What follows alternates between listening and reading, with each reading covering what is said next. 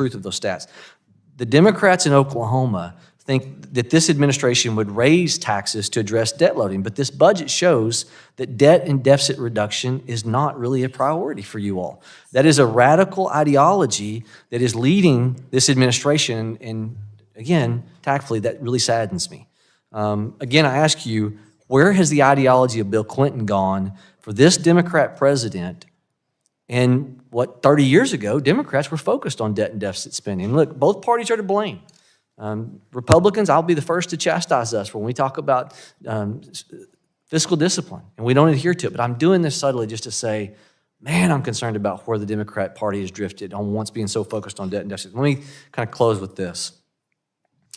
This budget, it has radical climate priorities and increased $5 trillion in spending. Housing cost increases. The budget calls for a new program that seeks to provide families with $10,000 total mortgage credit over the next 2 years.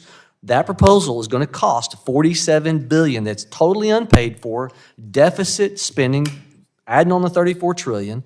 It's going to lead to an increase in home prices because deficit spending drives inflation, devaluation of our currency. That's where interest rates are coming from, the interest rate increase. The cost of median homes on average right now are $100,000 more. You look at different statistics than they were before President Biden took office. The average median house was $100,000 more. Yet the average income for these same families in the last 3 years has only risen by about $10,000. The average 30-year mortgage is almost $1,000 more before this administration to now. So I'm going to wrap it up by saying this. I believe your budget is compounding the problems you claim to say you're trying to fix. Where is this administration's focus on debt and deficit reduction? Page 139 of the budget. Deficit reduced by $3 trillion from baseline to policy. The debt number on baseline is $48.3 trillion in 2034, policy $45.1 trillion, $3 trillion less. In all due respect, the 10-year window of CBO says 18.9 is where we're going to be. Because they don't look at policy, they look at baseline. But y'all's budget says we're going to be at 18.2. I mean, it's 18 trillion with y'all's budget versus CBO. And so to try to wordsmith these different numbers, I just don't see the value. I appreciate the exchange. Thank you, Mr. It's a Chairman. good one. I wish we could continue it, but in the interest of time, let's go to our colleague from the great state of Texas, Dr. Burgess, for 5 minutes. Thank you, Mr. Chairman. And again, congratulations for leading the first bipartisan budget process reform, I think, ever on the floor of the House of Representatives. It's truly a remarkable achievement. I do have 2 unanimous consent requests. Unanimous consent that the report from the Texas Public Policy Foundation finding that Medicaid recipients actually have worse health outcomes compared to the uninsured. And then a second one, unanimous consent that a memo from the Joint Committee on Taxation concerning that 54% of the Inflation Reduction Act's expanded subsidies will go to people making over 400% of the federal poverty. Without objection, so ordered. Thank you. And first off, Director Young, thank you for the call prior to this meeting. Just an editorial comment, because I heard the back and forth on the EVs and the charging stations. I've been a student of the hybrid technology since 2004, a consumer of hybrid technology since the first Toyota car came out with that in the early 2000s. And it strikes me that we've missed the mark here by trying to force the entire country to go completely from internal combustion engine to electric vehicles suddenly is perhaps not the best strategy. And were the resources directed toward hybrid technology, plug-in hybrid technology, the resources required to make one big electronic vehicle battery that can go 300 miles between charges could actually be used to make, 4, 5, 6, or 7 batteries in the plug-in hybrid technology. And it just seems like that would be a much more rational use of resources. I know you do not direct policy at the Department of Energy, but I also know as Director of Office of Management of the Budget, you get to review all of the rules before their final promulgation. So I just add that for what it's worth. that we shouldn't exclude hybrid technology, even though it does involve an internal combustion engine. It is I mean, I'll just tell you, it's unbelievable to get 55 miles to the gallon in a regular hybrid car. Last car I bought was a plug-in, not a plug-in, but just a regular hybrid pickup truck made by Ford Motor Company. And I'm astounded at how the hybrid technology has improved since the last hybrid car I bought in 2018. And even though it's not a plug-in hybrid, it does run a significant amount of time just on electricity only, vastly increasing the miles per gallon that's indicated. Let me just also, I need to get this off my chest. 1993 in September, Paul Tsongas came to Dallas, Texas, and talked about healthcare. And the president had just delivered a very famous joint address to Congress on healthcare. The Health Security Act was going to be unveiled and given to Congress, and that was going to be passed by the Congress, he thought. Mr. Tsongas, former Senator Tsongas, told us in Dallas that if we were not careful, this new bill from the president proposed 5 new entitlement programs, and we couldn't afford the ones we already had. And I was actually astounded to hear him admit that. And he further went on to talk about if we don't do something about our automatic spending, entitlement spending, mandatory spending, however you want to phrase it, but if we don't reapproach that, he projected in 20 years' time, obviously we're already past that point, but we are also reaching a point where we realize the debt is, we're paying more for interest on the national debt than we are for defense. And at some point, there will be an intergenerational conflict because the people coming up who are paying the taxes are not going to be willing to support the people who are being supported. I'd just like to have your opinion on that. I think I've spoken around what you're looking for my opinion on, so it's not going to be earth-shattering here. How we got here, I appreciate hearing your perspective. I wasn't following politics in the mid-90s, but where we are now is people depend on many of these programs, Social Security and Medicare. There is no plan B if we don't figure out a way to ensure their longevity. Reclaim my time briefly because we're going to run out. The problem is the people who are coming up, who are going to replace us, will be voting on these same things, and their constituents will tell them, we can't carry that load any longer. And I hope that we can do something before we reach that crisis point. Thank you, Mr. Chairman. I'll yield I back. appreciate that exchange. Thank you, Director, and the gentleman from Texas. We yield 5 minutes now to our friend, Mr. Bobby Scott from Virginia. Thank you, Mr. Chairman. And thank you for being here, Director Young. The President's fiscal year 2025 budget exemplifies the point that I've made frequently, that Democrats routinely prioritized reducing deficits without sacrificing the safety net programs that are so important. Point out that every Democratic president since President Kennedy has left office with has left for their Republican successors a better deficit situation than they inherited, without exception, and every Republican administration since Nixon has left for the Democrats a worse situation than they inherited. President Trump was well on his way to fulfilling that trend even before the pandemic. So, Director Young, does the President's budget project a deficit larger or smaller than the deficit he inherited from President Trump? Well, it is factually accurate that the deficit is $1 trillion lower than when the president took office. It's factually accurate that he worked with then Speaker McCarthy and signed a bill, the Fiscal Responsibility Act, to save another $1 trillion over 10 years. And it's factually accurate that deficits would reduce in his budget by $3.2 trillion, while also paying for the new proposals he has in his budget.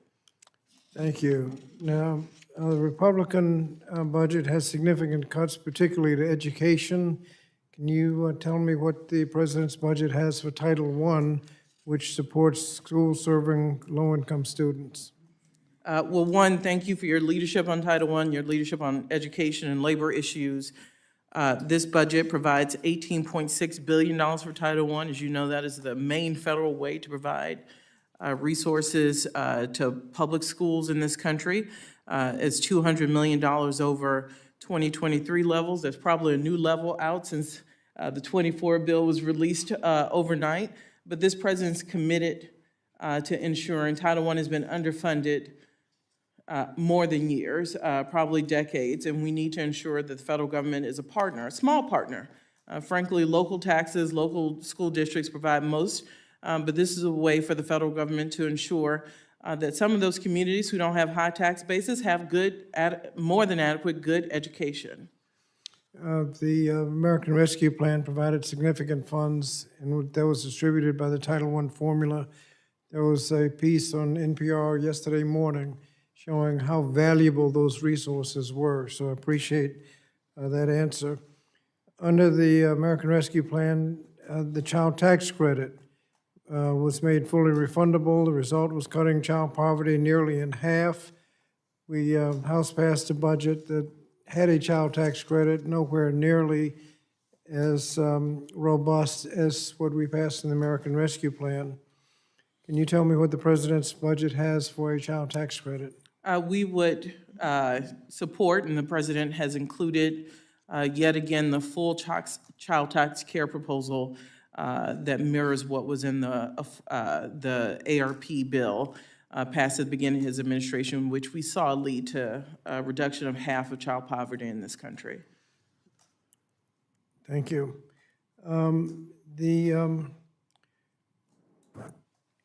My district includes a lot of shipbuilding, Newport News Shipbuilding, Norfolk Naval Shipyard, many other small and medium repair yards.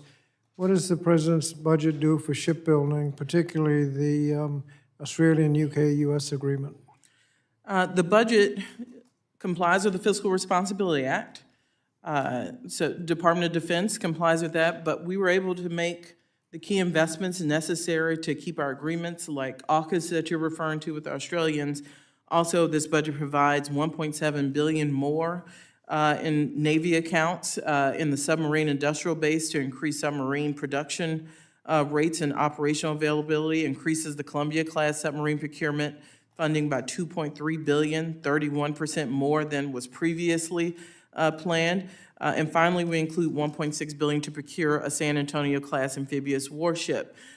We also have, knowing this bill had to comply with the FRA, have a future year's budget that shows our commitment to shipbuilding in this country. And frankly, we need the supplemental also to be a companion to the budget, which has robust funding to invest in our submarine industrial base in this country to increase production capability.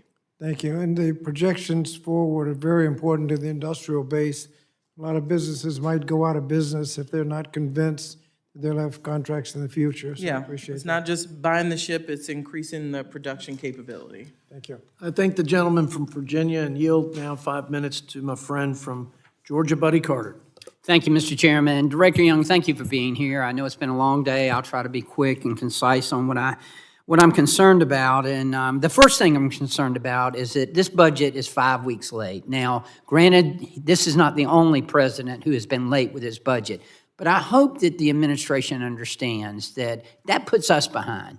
We want to be on time. Now, granted, we may not be on time, but when we start behind, then we're already behind. That's why I've submitted, why I have legislation called the Submit Act. Send us budget materials, international taxes in time. And what it does is it says that if the president, Republican, Democrat, whoever, doesn't send Congress a budget in time, that they're not going to be invited to give a State of the Union address. And again, it doesn't apply to a Democratic president or only. It applies to any president. So I just want you to take the message back that we really need this information on time. And I hope you understand what I'm coming from that. I'm very concerned about the debt, as everyone is. Right now, we are spending in this country $202,000 every second. The speed of light is only 186 miles per second. We're spending money faster than the speed of light. I know you have concerns about the deficit too. Tell me what your concerns are about the deficit. Mr. Carter, since you're at the end, hopefully the chairman will let us go back and forth a little, but I have to say, you give me a budget by October 1st, I'll give you a budget that's on time. With all due respect, it puts us very behind on production for budgets when they are 6 months late. I'm sitting here trying to get a readout of a bill that was released this morning that finishes the budget from last year while also presenting the budget for next year. So I think, speaking of process, Mr. Chairman, we all need to work together to find some way to get this back on track. So I appreciate your bill, but it's part of a So story. you can't start your budget for next year until we finish ours for this year? We actually made a decision not to wait any further. No, that was your decision though, but you can submit the budget for next fiscal year. If you talk to the appropriators, it is very frustrating, I've been on that side, to get a budget that's frankly out of date. So Okay, they're gonna get a okay. bunch of tables that are compared to wrong numbers. So it does put us behind, Mr. Carter. Also, on debt and deficits, while you may disagree with our tax policies going after higher income earners, it does allow us to pay for our new investments in this budget and have an over $3 trillion deficit reduction path. And obviously, you know, we disagree with that. You know, that we would refute that point. Nevertheless, let's talk about rulemaking. When you make rules, I believe right now there are 170 regulations currently pending before your office. Whenever you make these rules and approve these rules, do you ever take into consideration the cost of these rules? Oh, Mr. Carter, that's the whole reason OMB gets any rule. For OMB to get a rule from an agency, it's the agency's rule. So when EPA has a rule, it's their rule. The reason OMB is involved in our OIR office is because we have estimated that it has a certain economic impact. So we think it's important, administration since Bill Clinton have set the rules for what comes into OMB, and it's because we think economically significant rules should come and have a larger review Well, let me ask you about two in particular. I have the honor and privilege of representing the entire coast of Georgia. And up and down the Atlantic seaboard, of course, we have right whales. And there's a rule right now being proposed by NOAA to require boats between 35 and 65 feet to adhere to a 10 mile per hour speed limit, which is going to just crush recreational fishing. It's going to have a negative impact on our ports. We have two major seaports in my district. That's one of the examples, and it's going to impact, in my district alone, 27,000 direct jobs.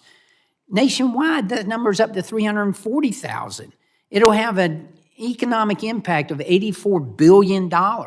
Yet this administration, and NOAA specifically, laughingly says it's only going to have $46 million impact.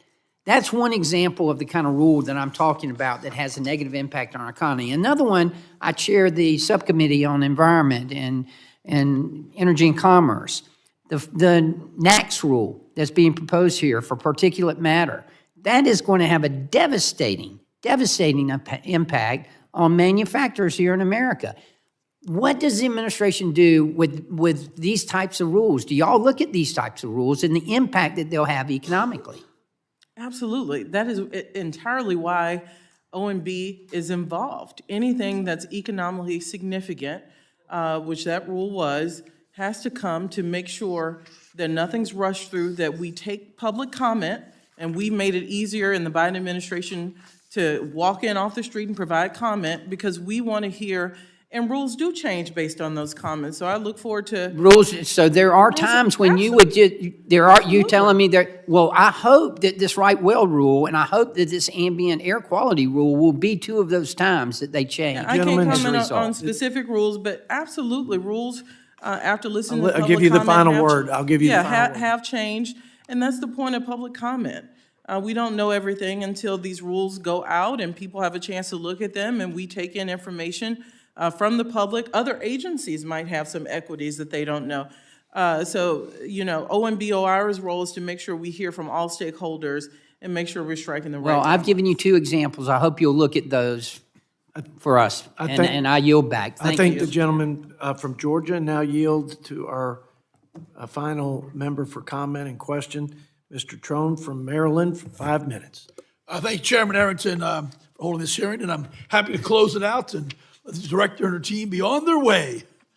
On their way. Hey, anything else you want to get out? You want to answer to previous questions? You're good? No, sir, I'm good. Okay, I'm always here if you need some time. Okay, hey, I was really pleased to see the president's budget set a 25% minimum tax on the wealthiest 0.01% and raising the corporate tax rate 15 to 21 minimum. Fantastic.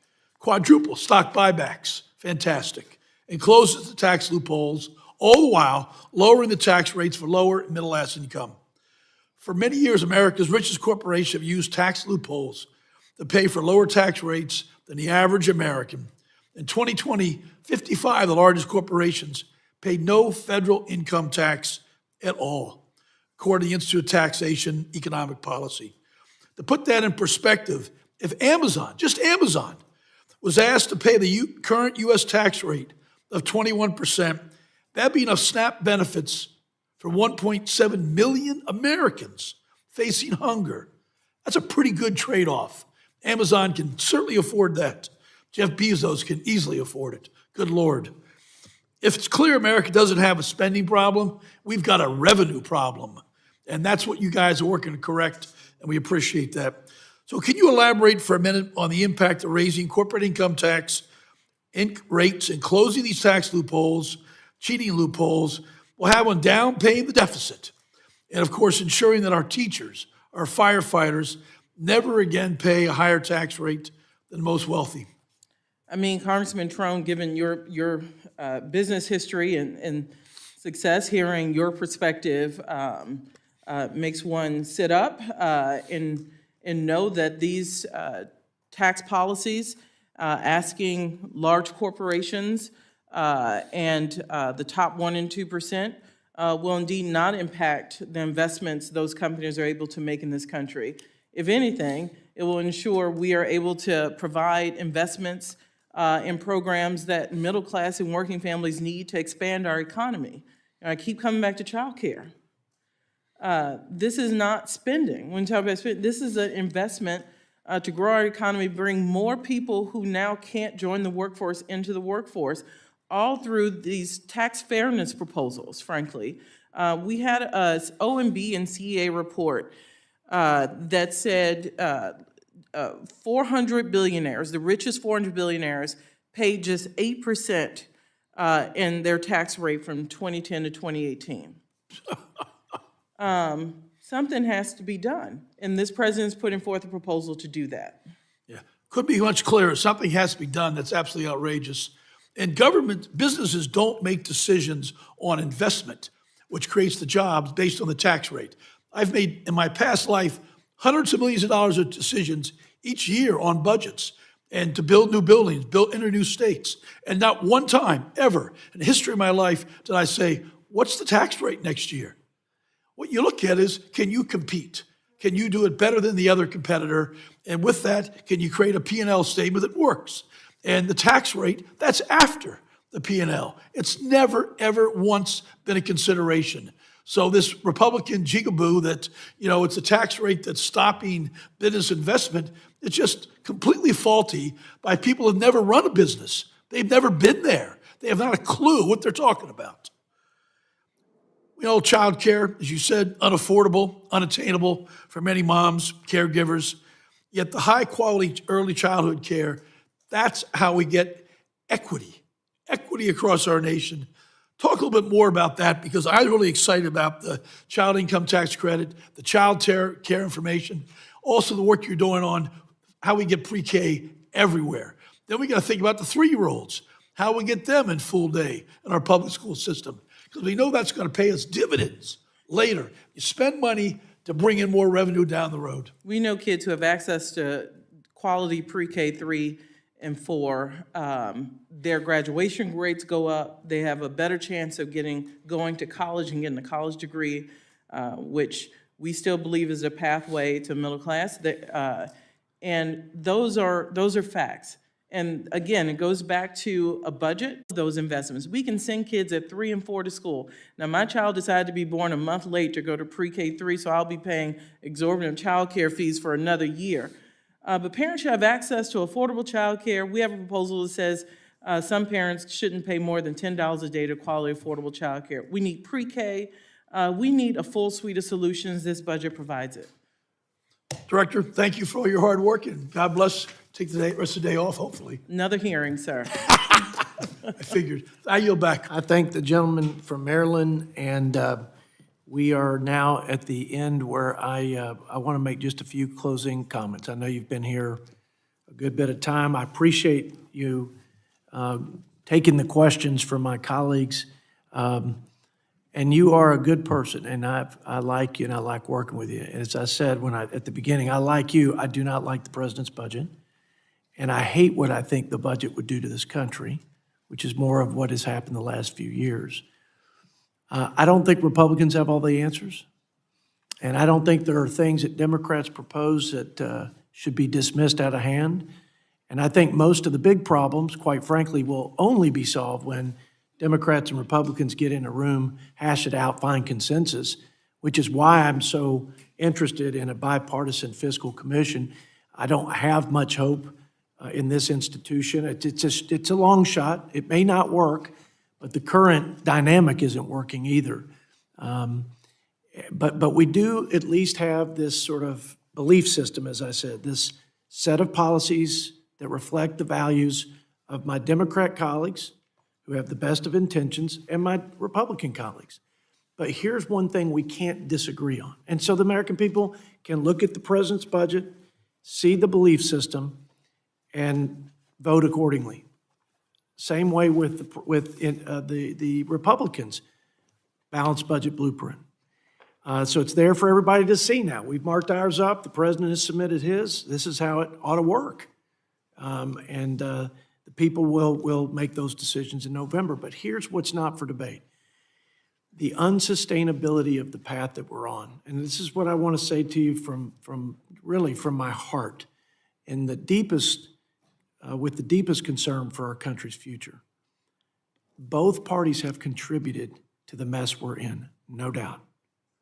I do not give my Republican colleagues and my party a pass for where we are today, where we're going, which could be catastrophic.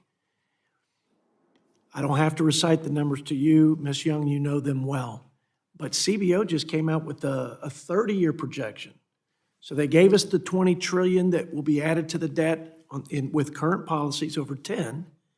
We're already paying more, almost $1 trillion in interest, more than we pay in defense for our national defense. But in 30 years, it's going to be about $150 trillion. And the share of that per family will go from about $250,000 to $1 million. And our annual deficit, which is almost $2 trillion now, will be over $7 trillion in 30 years. And think about that, Mr. Trone. Just think about that as a business guy. We're going to spend 75% of our $7 trillion in what we borrow to fund this government on interest alone, not on a safety net, not on sailors and soldiers, not on climate policy and programs. I mean, pick your thing. Let's debate those programs. Let's debate those strategies to solve problems that the American people believe we ought to be responsible in doing. But we got to pay for this. Because, and I'm just quoting you back, and this isn't one of those to put it back on you, but you made a good, I think it's a statement that a lot of people believe here. We don't tax citizens on the debt. Yeah, we tax our children on the debt. Debt is a deferred tax on our kids. And it is not only not courageous, it's immoral for both sides to leave us on this unsustainable path. So just find it in your heart and push hard while you're still serving our country and this president to encourage your colleagues on the Democrat side, as I encourage my Republican colleagues, to get in a room, so to speak. Hash it out, and let's save this country. Because if this tips into a sovereign debt crisis, I believe that it will undermine everything good about the country. Everything. The greatest economy in the world, the greatest military in the world, our leadership in the world, and most importantly, and I know Mr. Trone believes this, our children's future here. That's why we're here. So I appreciate Mr. Trone, I appreciate my Democrat and Republican colleagues, and I appreciate you and your service. So thank you for being here. Thanks for committing so much time to the Budget Committee. God bless America, right? God bless America. And with that, we have just the questions. Members can submit their written questions to be answered later in writing. Those questions and your answers will be part of the formal hearing record. Any members who wish to submit questions or any extraneous material for the record may do so within 7 days. And want the record to reflect that Mr. Trone is still here. When the buzzer goes off and the gavel goes down, with that, the committee stands adjourned.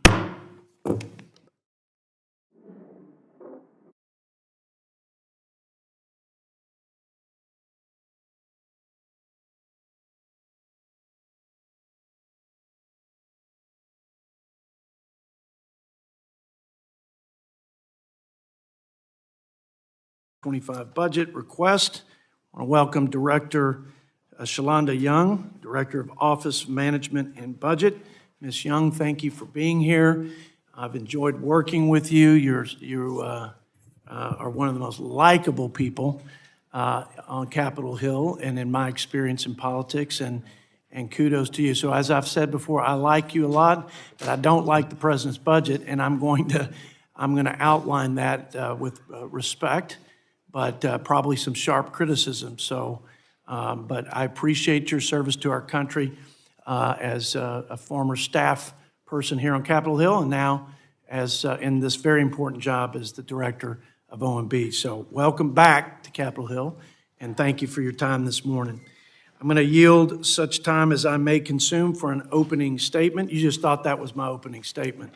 But so I'm not going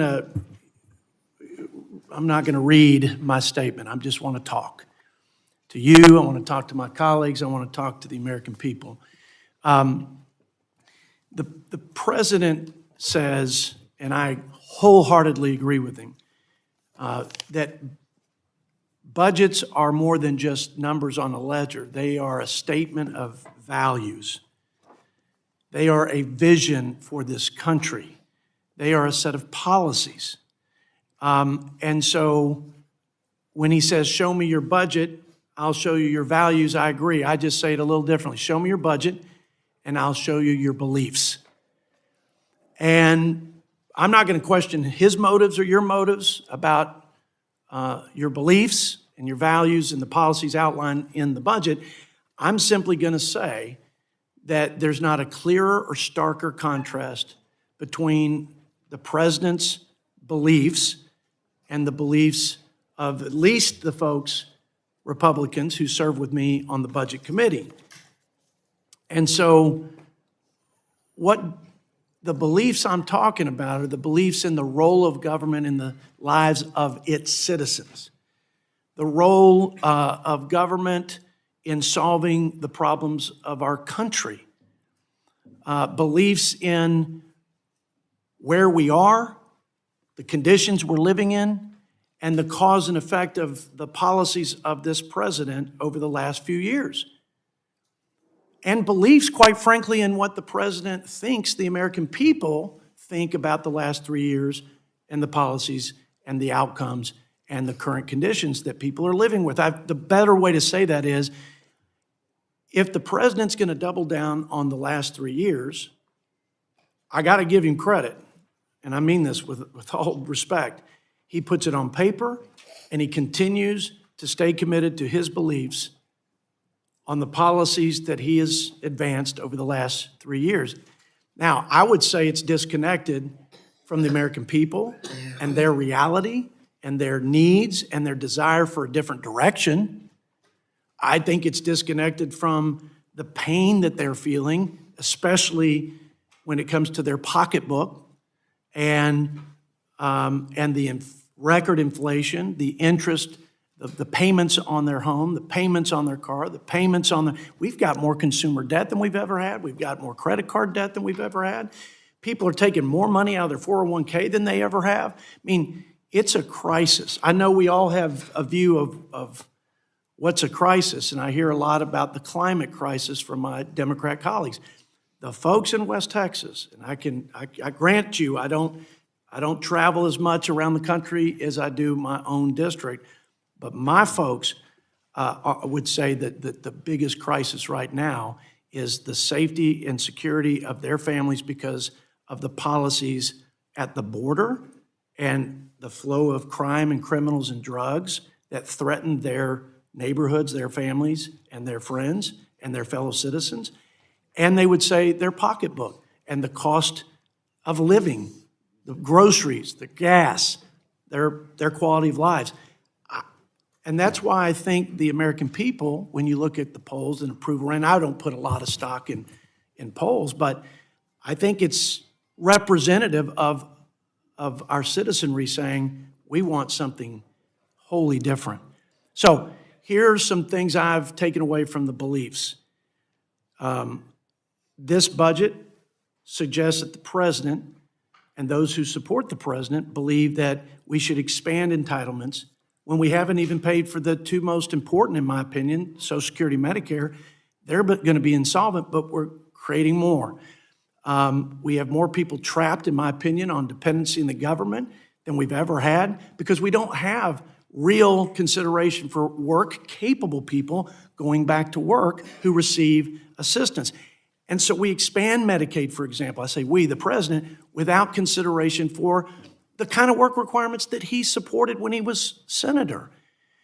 There's an expansion of Obamacare subsidies to people that are making $400,000, $500,000, even $600,000 because you all repeal basically the eligibility.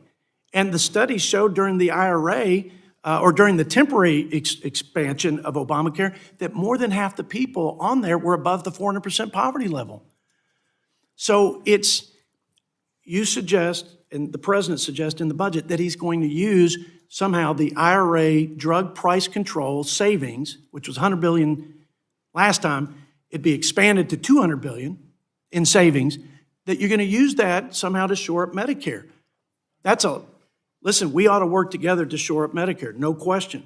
And kudos, I guess, to the president for at least outlining a way to do that. He grabs for a tax hike of about $750 billion, and then this savings from the drug price control. I disagree with that strategy and that policy, but nevertheless, that's what's articulated. But here's my question.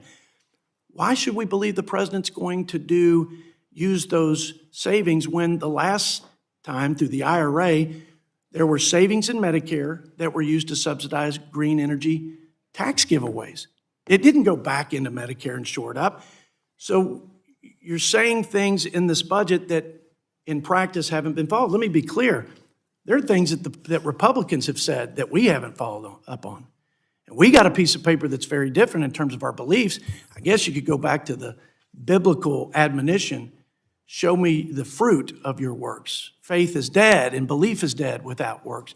And let me tell you, there's as much deficiency on following through with our balanced budget as some of the criticisms I'm levying on you and the president. You understand? I'm trying to be an equal opportunity a criticizer. Now, our budget's different. We don't leave 16 trillion or 17 trillion or 18 trillion in debt. We take that off over the next 10 years to balance. Y'all raise taxes $5 trillion at a time when our economy's teetering on recession, where a lot of those taxes would be passed in higher expenses to people, the exacerbating inflation. We don't use taxes. We try to reinvest and reignite growth through tax reform and regulatory reform, trade. So there are two different worlds, two different belief systems. And what I think I would summarize to say in closing is my Democrat colleagues and this president believe in more government, in more spending, in more taxing as the answers to the problems that our country faces. And I think that very strongly that our belief system, articulated in our budget, suggests that we believe in less government, less spending, less taxes, more empowerment of the American people, more freedom for a better quality of life, for prosperity that will raise all boats, that will create the greatest anti-poverty program ever known to man, which is more jobs, more opportunities, higher paychecks, better quality of life and standard of living. Now, that's my perspective. I think those two worldviews, those two belief systems are as clear to the American people as you can get. And like I said, I respect that the president he's staying, not just staying with the horse that he's been riding on, he is galloping at a pace that we haven't seen yet, which I think will end in even greater disaster than what we've been experiencing. With that, I know I've gone over my time, but I'll let you have as much time as you may consume for the ranking member's opening comments. Thank you, Mr. Chairman. It's great to have you back here, Director Young. You know, it's common this time of year in this cycle to hear the question, are you better off than you were 4 years ago? Well, 4 years ago today, then President Trump was busy tweeting out crazy conspiracy theories about COVID-19. By the end of the month, 1.5 million Americans would lose their jobs. By the end of the following month, a record 20.5 million Americans would lose their jobs. Many American families were stuck inside, probably like my family. I was on Zoom in a little office in my house, my wife teaching her second grade class from our dining room on Zoom, and our daughter, a kindergartner at the time, in her kindergarten class, sitting at our kitchen table. Most American families were worried about keeping ends meet and, frankly, keeping their mental health. Well, let's look at where instead we are today. All of the jobs that were lost during COVID have been earned back and more. Unemployment has been below 4% for a record 25 consecutive months, the longest in more than a half century. In 2023, contrary to what we heard about supposedly teetering on recession, and despite the predictions of all the naysayers and doomsdayers, 2.5% economic growth, more than any other peer economy in the world. And inflation, it has cooled considerably. We are now almost at the Fed target, and as was confirmed yesterday, as projected, the Fed will cut rates by 75 basis points over the course of this year. It has gotten so good, Mr. Chairman, that the center-right economist out with this latest headline, America's pumped up economy. So when we consider the fact that this economy has come all the way back from the depths of where we were 4 years ago today, why in the world would we ever go back to where we were just 4 short years ago? Well, that is exactly where Republicans want to lead us. Just yesterday afternoon, and I appreciate the timing for this hearing today, the Republican Study Committee released its 2025 budget. Here's what they propose: cutting Social Security by $1.5 trillion, raising the retirement age, cuts promised to benefits for those who are currently paying into the system and near retirement age. Medicare, $1 trillion worth of cuts. It would end the Medicare guarantee and turn Medicare into a premium support system. Seniors would have to fend for themselves on the open market with nothing but a coupon to offset as much of the cost of the insurance as they could find. Medicaid, CHIP, and the Affordable Care Act cut by an additional $4.5 trillion. This is the Republican budget and what they plan to do if they were to gain full control here in Washington, D.C. So, Mr. Chairman, you're right. There is a stark and clear difference between the two visions. One is a vision that would take us back to the depths of where we were just 4 years ago. The other is a vision that has literally led the world in economic growth. I look forward to hearing more about the details of both of those visions today, and I look forward to your testimony here, Director Young. Thank you. I thank the gentleman, ranking member from Pennsylvania, and in the interest of time, if any other members have opening statements, I ask that you submit it for the record. I will hold the record open to the end of the day to accommodate those members who may not yet have prepared written statements. Now, I'd like to recognize Director Young. Again, thanks for being with us today. The floor is yours. I yield 5 minutes. Thank you, Chairman Arrington, Ranking Member Boyle, members of the committee. I'm going to say something and mean it that some witnesses may not mean. It's a pleasure being here with you today. It's a little like coming home. I also want to thank the staff. As the chairman noted, I was a staffer in the House for the Appropriations Committee, and look at me in front of the Budget Committee, and I take anything bad about the Budget Committee I may have said back, but it was certainly before Chairman Arrington and Ranking Member Boyle were heads of this esteemed committee.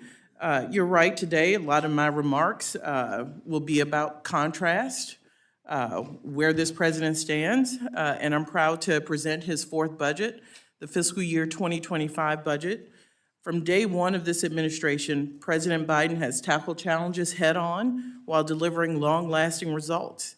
Over the past 3 years, he has overseen a strong economic recovery, amassed one of the most successful legislative records in generations, grown the economy from the middle out and the bottom up, and delivered important progress for the American people. Under the president's leadership, we've added about 15 million jobs. The unemployment rate has remained below 4% for over 2 years, a more than 50-year record, while inflation has fallen by 2/3. This administration has taken action to lower costs for working families on everything from prescription drug costs and health insurance premiums to everyday goods and services. And the president's top priority remains lowering costs for hardworking Americans. At the same time, the president has also restored U.S. leadership on the world stage while keeping Americans safe and promoting democracy here and abroad. The president has delivered this progress for the American people, all while fulfilling his commitment to fiscal responsibility. The deficit is more than $1 trillion lower than when the president took office, thanks in large part to a strong economic recovery. In addition, the president has also enacted another roughly $1 trillion in savings over the next decade through the Fiscal Responsibility Act. The president's 2025 budget details the president's vision for a more equitable, prosperous, and powerful America, with proposals for responsible pro-growth investments in the American people. The budget protects and builds on the progress made over the last 3 years and proposes additional policies to lower costs for hardworking families, including for health insurance, prescription drugs, childcare, utilities, housing, college, energy, and more. These investments will help working families keep more of their hard-earned paychecks and strengthen our economy. It also invests in America and working families. President Biden has shown us that we can be both fiscally responsible and invest in America. The budget will bolster manufacturing and industry across the nation, make our communities healthier and safer, provide paid leave, support research in cancer, deliver for our veterans, cut taxes for families with children, promote a flexible and dynamic workforce, and more. The budget protects Medicare and Social Security, bedrock programs that generations of Americans have counted on and seniors have paid into their entire working lives. It extends Medicare solvency indefinitely by requiring wealthy people to pay their fair share toward Medicare and reducing prescription drug costs. And it reflects the president's commitment to reject any benefit cuts to Social Security, extend solvency by asking the highest income Americans to pay their fair share, improve financial security for seniors and people with disabilities, and ensure that Americans can access the benefits they earn. And in what will be a decisive decade for America and the world, this budget reflects the national security strategy by including robust investments in military readiness, our diplomatic and development tools, and honors the sacred commitment to our veterans. The budget achieves all of this while building on the president's proven record of fiscal responsibility and honoring the president's promise that no one earning less than $400,000 per year will pay a penny more in new taxes. His budget reduces the deficit by roughly $3 trillion over the next 10 years, on top of paying for new investments by cracking down on fraud, wasteful spending, and abuse, including by reducing prescription drug costs and making the wealthy and corporations pay their fair share. Thank you, Mr. Chairman. Thank you, Ranking Member Boyle. And thank you all for the opportunity to appear here today. Thank you, Director Young. We'll now move to the question and answer portion of the hearing. I yield myself 5 minutes. You mentioned that the president's policies have lowered the debt by about $1 trillion. Let's be clear here. The president was in hiding for about 100 days. Chuck Schumer swore he'd never negotiate a debt ceiling. We had colleagues on this committee saying, it's reckless, we should never do it. And they were sort of, the sky is falling.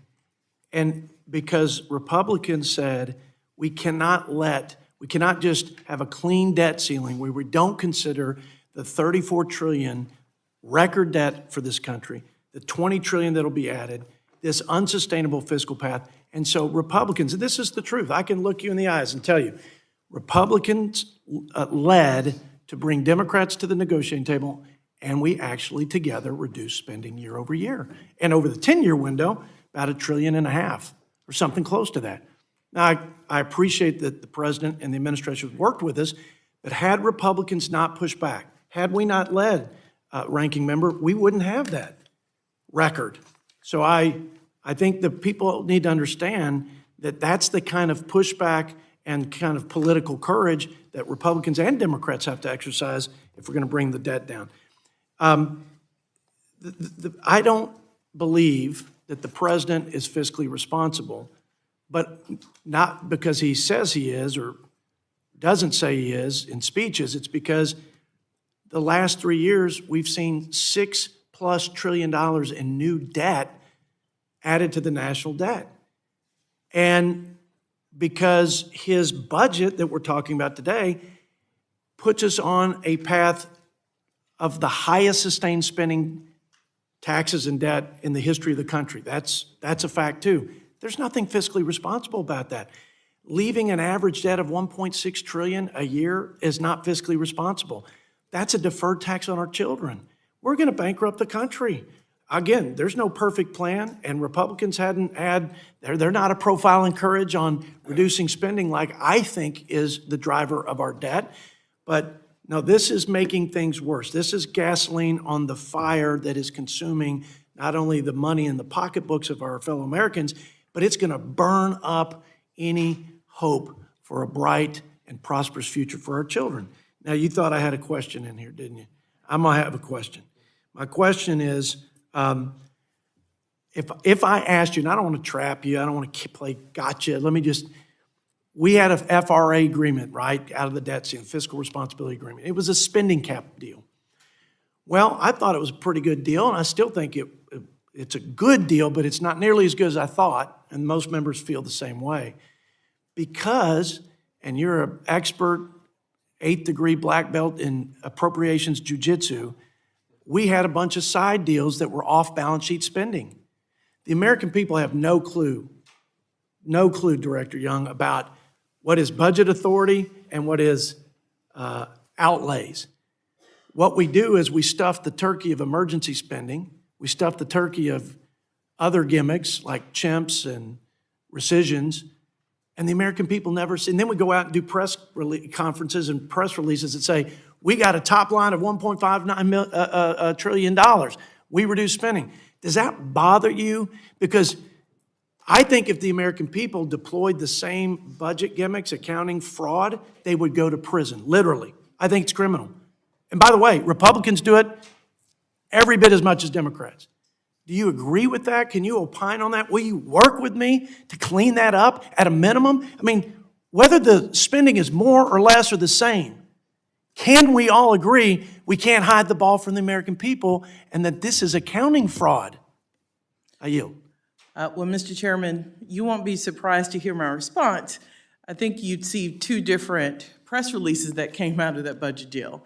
I think Democrats were very happy to point out that we were going to be able to maintain spending for childcare and NIH and all the other things and produce what we call non-defense discretionary in a flat scenario. We were very honest about that. That was necessary to see 76% of Democrats in the House vote for that package. So Why didn't we put it in the budget authority? Why did we have to stick it, non-emergency items in emergency? Why do we have to put chimps and suggest that we're reducing spending when we're actually adding more to spending? It's fair enough for you to say, we committed to spending more. We think that's a good thing. But it's not the 159. This is money in addition to it.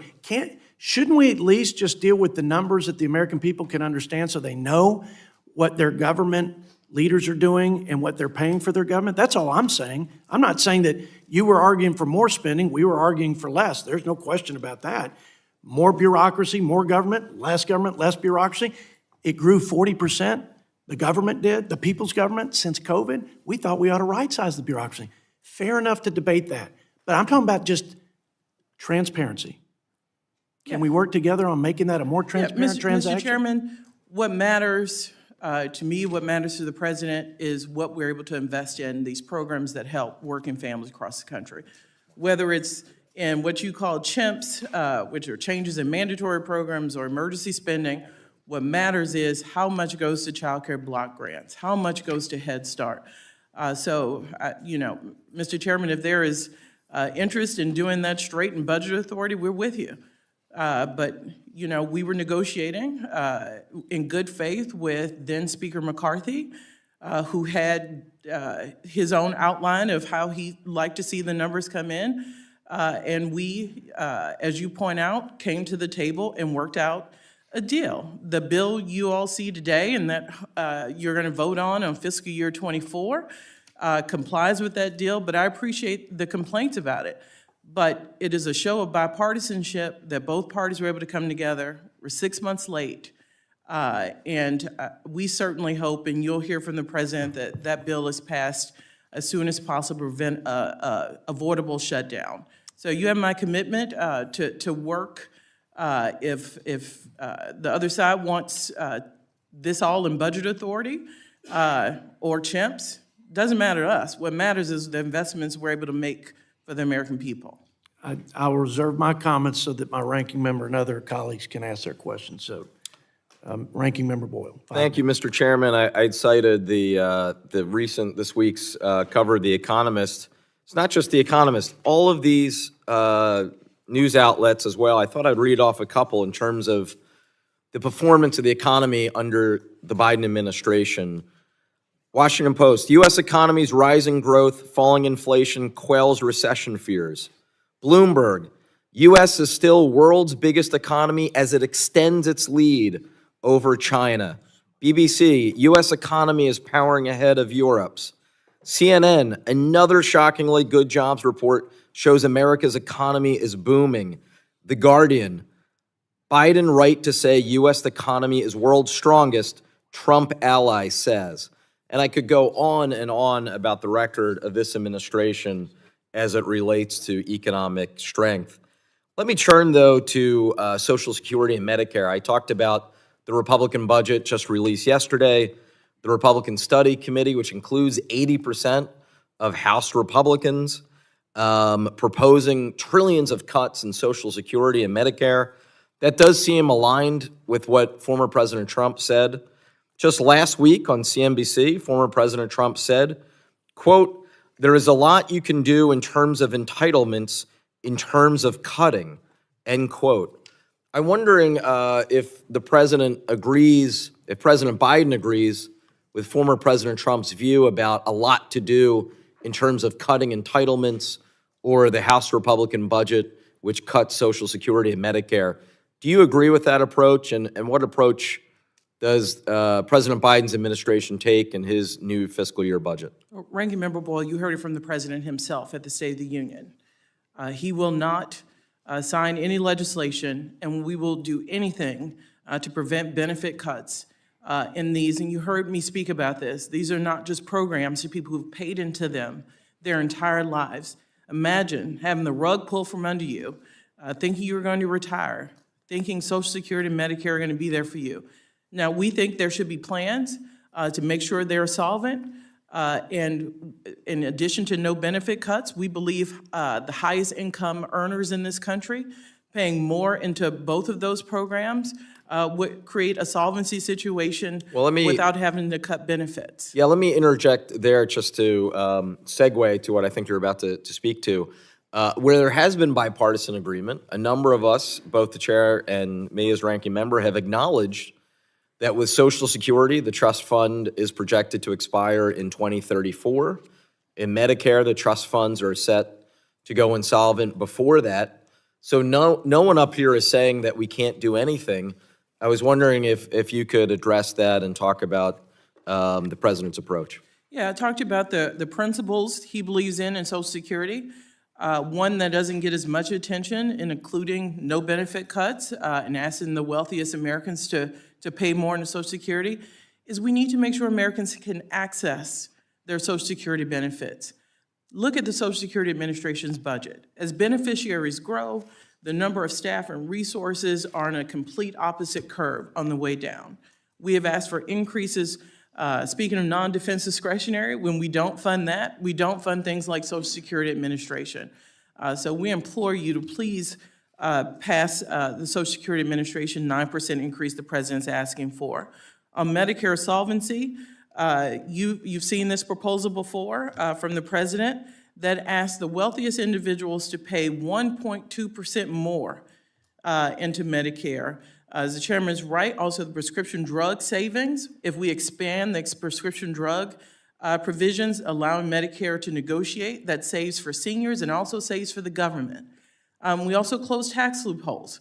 Those who find ways not to pay into Medicare, ensure that they do. Those things would extend Medicare insolvency in perpetuity. That's a big deal, and I hope we can take that proposal seriously and get it debated. And I would remind folks that the ability, for the first time ever, for Medicare to negotiate down the cost of prescription drugs was thanks to the Inflation Reduction Act, which every single Republican member of the House and Senate voted against. And with that, I thank the director and I yield back. I thank the gentleman for only using the 5 minutes. He continues to Democratic efficiency again, Mr. Chairman. teed that up for you. Ralph Norman from the Palmetto State, 5 minutes, sir. Thank you, Mr. Chairman. Thank you, Ms. Young, for appearing. Thank you for your call, too. You're always good about that. You know, as our chairman mentioned, the president has been in hiding. Now, he did come out of hiding at the, I don't call it State of the Union, I call it State of the Scream, where he pretty much screamed the whole time. He did read a teleprompter pretty well. But let me ask you this. How do you define pay your fair share? Define that for me. Thank you, Mr. Norman. In our suite of proposals on revenues, I can talk about a few of them. One, corporations before 2017 tax law paid 35%. We would ask that corporations go to 28%, so not even as far back as they were paying before the 2017 tax law. Taking into capital gains as regularly ordinary income. We are trying to get revenues back to, when we talk about surpluses in 2000, 2001, back to those historical averages that allowed for those, the room to create surpluses. All right, let me ask you, if you ask everyday Americans, would they agree with a $4.7 billion Southwest Border Security Fund that absorbs illegals? It doesn't stop it, it absorbs them into the country. Would the average American agree with $3.2 billion for advanced gender equity and equality worldwide, whatever that means? Would they agree with $2.5 billion for the Centers of Disease Control to address the causes of violence in the communities? Define that for me. When he's letting everybody from 160 countries, including gang members, come into America. $60 million for gun violence research across the CDC and the National Institute of Health. when you're letting everybody come in that, as has been seen, the crime in this country is skyrocketing, would Americans agree with that? Would Americans agree with 11 million at the DOI to preserve stories of cultures and history across America? Somebody define that for me. I'd love to follow those checks and see where they're going to. My issue is the priorities. I think if you ask everyday American, they would revolt against this. That's why his approval ratings are in the tank, and they're going even lower. A question that I have that many people, that's buried somewhere, either in the budget or the appropriations. In 2018, there was a bill that put up to basically set up the GPS backup system, which is the security of America. 2018. Up to this date, CBO scored it as a revenue producer. It hasn't been enacted since 2018. And it may not be a fair question because you may not know it, but could I get an answer on why this isn't a top priority? Who is stopping this at the DOT or whoever's the OMB has undermined this, but this is a national security concern. Would you give that back to me in writing? Happy to, Congressman. Happy to look into it. You said not enacted yet. I assume it's enacted. You're trying to figure out implementation. Implementation of the GPS system, which everybody listening to this and in this room uses, but it's a national security issue. The fact that we are, as the chairman mentioned, we're $35 trillion in debt and rising. We can ignore the other agencies if we want to, but they're running in the red too for Medicare, Medicaid, Social Security, Highway Trust Fund. It's unconscionable what this administration is doing to not solve the problem now, particularly as we've got a national threats that are being highlighted by our own people in this administration's cabinet. The FBI director is saying the red lights are going, the blinking lights are going off. And I guess it's going to take, I don't know how many more fentanyl deaths we have to have that's a direct result of this administration ignoring the immigration issue. I don't know how many more Lake and Riley's, which he did get the name out during the screaming union, but he didn't get it right. How many Kate Stiley deaths we have to have before we say enough is enough. And the money, the priorities have got to be redirected. I got 20 seconds if you'd like to respond. I would. Look, the immigration, I've been in this town for 20 years, is a difficult issue as any that faces Congress or any president or administration. President Trump address it with a wall? And we had a chance to do something on a bipartisan basis No, in ma'am. the Senate that would have helped stem flow and allowed us to have an orderly border. 5,000 a day, you call that stress, having With the a, resources needed. that's not right. Thank you, I appreciate you coming. I thank the gentleman from South Carolina. Now yield 5 minutes to my friend Scott Peters from California. Thank you, Mr. Chairman. I guess we reached the point where if you don't like the content of a speech, you just insult the person who gave it. I've heard he's doesn't have the energy to be president, then heard he's got too much energy, whatever. I think we're here to talk about budgets, and I'm sorry to hear that. But that's the common thing we get now. President Biden's proposal for fiscal year 2025 would lower the cost of child care for families, make health care more accessible to all, and help realize our clean energy future while cutting the deficit by nearly $3 trillion. I don't agree with everything in it. I think the $400,000 tax floor is probably unrealistic. I'm concerned about the lack of appreciation for private investment in life sciences. We have the life sciences leadership in our country. We're about to spend $50 billion to bring back an industry and chips that we let go. And I'm concerned about undervaluing the public-private partnership that life sciences is in this country. But the president's budget outlines a vision for America that I share, and now we have to talk about appropriations to implement that.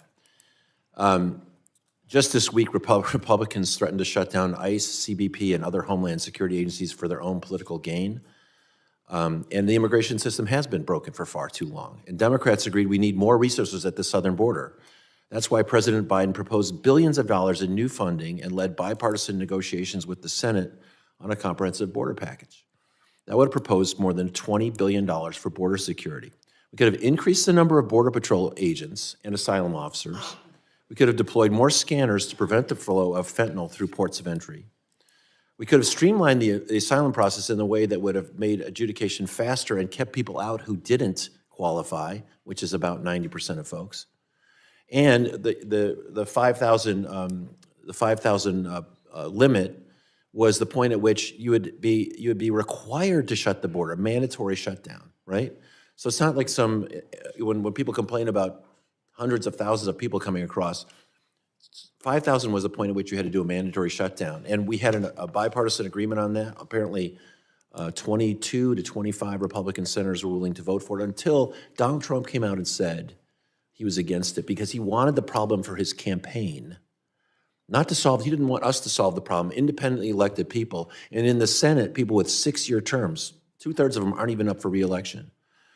The deal was supported by the National Border Patrol Council, but they would rather campaign about the problem than actually do anything about it. And I think it's quite appalling.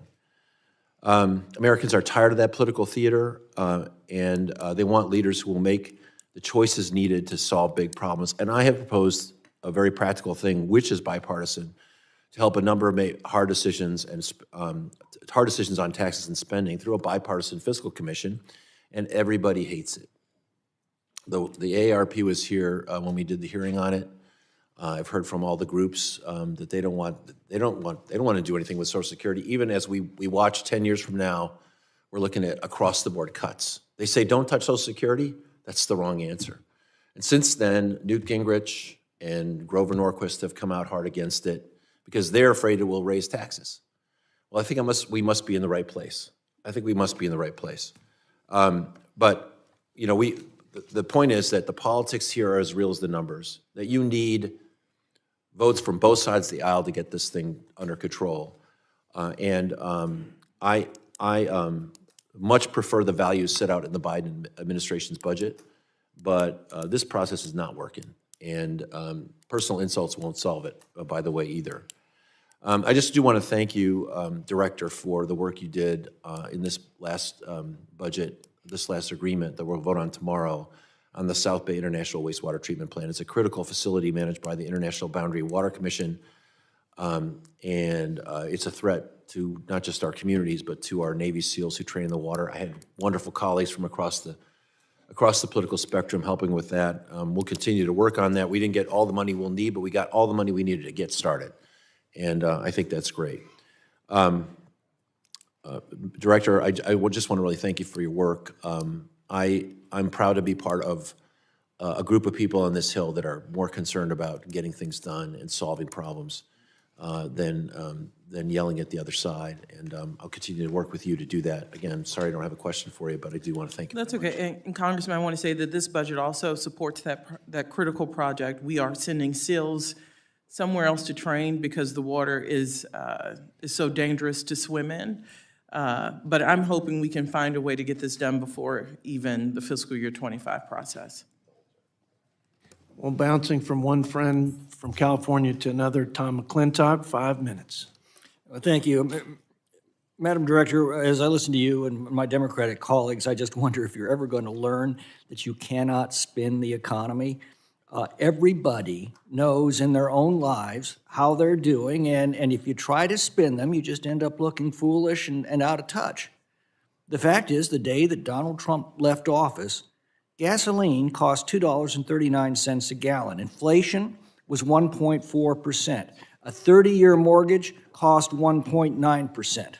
The jobs you boast of bringing back are largely part-time jobs that are being taken largely by foreign immigrants and not Americans.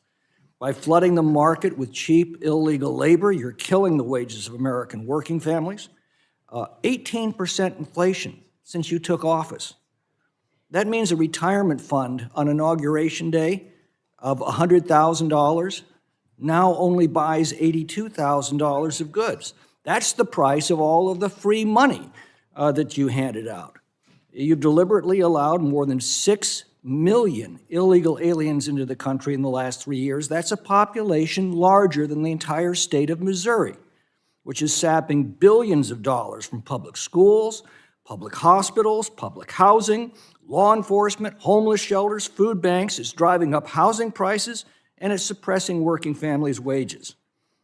And the one thing I do agree with the ranking member on is the most important question that Americans are going to be asking of themselves is simply this: are you better off today than you were 4 years ago? So please don't sit here and try and gaslight us. You're not fooling anybody except yourself. Now, you produced a budget with nearly $5 trillion in new tax increases over the next 10 years. Now, you divide that by the number of households in America, that's roughly $40,000 from the average earnings of every family in this country. Now, I know you'll say, well, those are, don't worry, those are mainly corporate taxes that we paid for by wealthy corporations. Families don't need to be concerned. But corporations don't pay corporate taxes. There are only 3 possible ways that a corporate tax can be paid. It's paid by employees through lower wages, it's paid by consumers through higher prices, and it's paid by investors through lower earnings. That's your 401k. I don't know of any other way a corporate tax can be paid. Do you? Mr. McClintock, corporations could stop doing as many stock buybacks and not pay their people less and not pass on costs to the American people. Well, that's not true. That comes directly out of their earnings that they use to pay their employees, the earnings that they use to keep prices down in a competitive market, and the earnings that they pay to investors, which are people's retirement funds. You know, you've already required taxpayers to pay off $132 billion in loans taken out by college students. How much more are you proposing in this budget? Mr. McClintock, I'm sorry, I'm having a hard time hearing you. What was the question? You've now required taxpayers to pay off $132 billion in loans from college students. How much more are you proposing? Mr. McClintock, the president has been unapologetic in saying that we need to do whatever we can to reduce the burden that student loans have had for students who have. That's clear, but I think he paid should be 20 or very 30 years. apologetic in this respect. You take 2 young people. One takes out a loan to get a degree in, say, ethnic and gender studies. That gets them a DEI position at, say, the University of Michigan. Average pay there is $96,000 for such a staff position. The other young person takes out a $100,000 loan to buy a truck. That brings an average of $48,000 for a trucker in a year to bring all the things that we need in life. How is it fair for the truck driver to be forced to pay for college graduate loans in addition to paying off his own loans? Mr. McClintock, there are also truck drivers who have taken on student loan debt, hoping for a brighter future, and have not gotten the jobs that they've been promised by some Are you proposing the college institutions. student making $96,000 should help pay off the trucker's truck loan? I think you're using one example. There are many truckers who have student loans who have benefited from this president's policy. Here's the fine point of the matter. In a free society, every consumer votes every day with every dollar he spends on what the economy will produce. When government takes that dollar from him, it reduces by just so much not only the choices he can make for his own family, it reduces by just so much the incentive he has to produce goods and services for others. That's why socialism produces misery and poverty wherever it's imposed on a society. Now, you've just proposed the highest peacetime government spending ever. That takes away the choice of individual consumers to meet their own needs and with their own earnings, and it destroys the incentives of individual producers to meet consumer needs. That in turn destroys the prosperity that we once took for granted. Nothing good will come of this. And if you can't understand that, it is time that you be replaced by those who do. I yield back. I thank the gentleman from California, and now yield 5 minutes to Ms. Barbara Lee from California. Thank you very much. Good to see you, Director Young. Thank you so much for your leadership and for a budget that, yes, it does reflect, I think, the values of our country. But also, let me just say, I also believe that a budget is a moral document.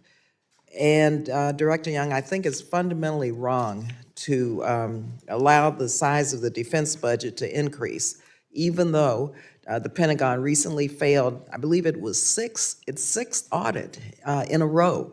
And the president's budget requests now $184.5 billion more for defense than non-defense programs. And so I guess just speaking about the the morality of this. How in the world do we allow this to happen?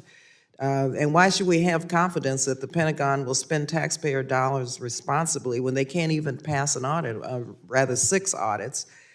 And then secondly, where could we spend and how could we spend the $184.5 billion to support programs that would protect the middle class and keep people out of poverty?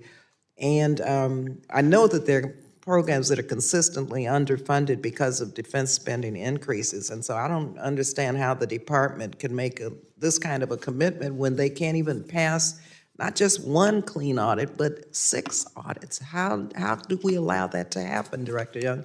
And I mean, we penalize taxpayers for scamming the system and for cheating on their taxes. Something is fundamentally wrong. Thank you, Congresswoman. Look, the budget we put forth for non-defense and defense comply with the Fiscal Responsibility Act.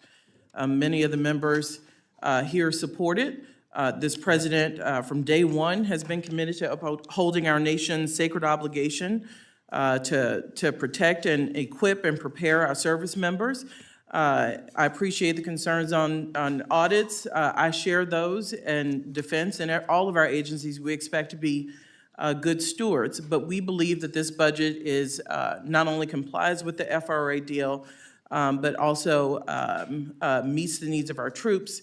We're in a complicated world, as you see, but we also believe in diplomacy. I know the subcommittee that you're ranking member on, and we believe we put a balanced approach between our military and our diplomatic presence in the budget we put forward.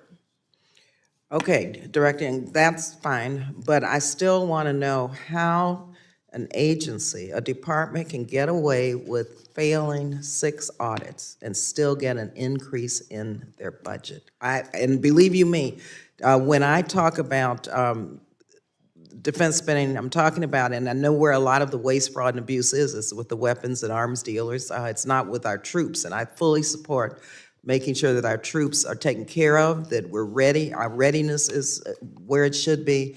But I, for the life of me, can't understand why taxpayers spend hard-earned dollars now or ask for an increase when the defense budget continues to get scammed. Failing 6 audits, it's unacceptable.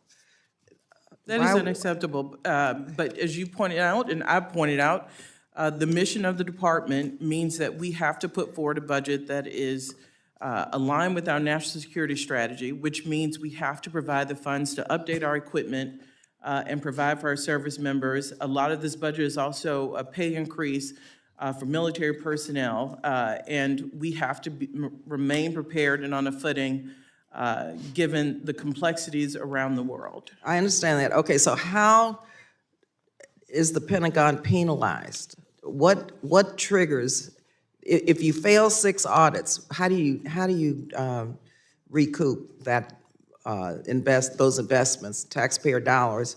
And then what penalties? I mean, ordinary folks get penalized for wrongdoing, for not living by the rules.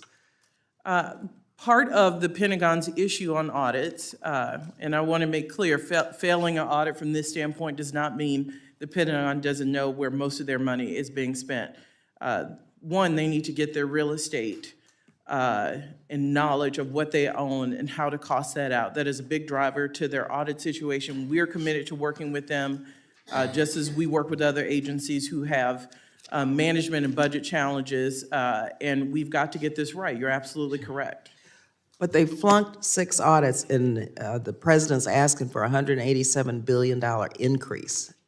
You would think that until they got it right, we would at least ensure that all of our national security needs are met, but not give them an increase, because they're going to continue to flunk. They'll be flunking a 7th audit if, in fact, they're not penalized and they don't get this under control.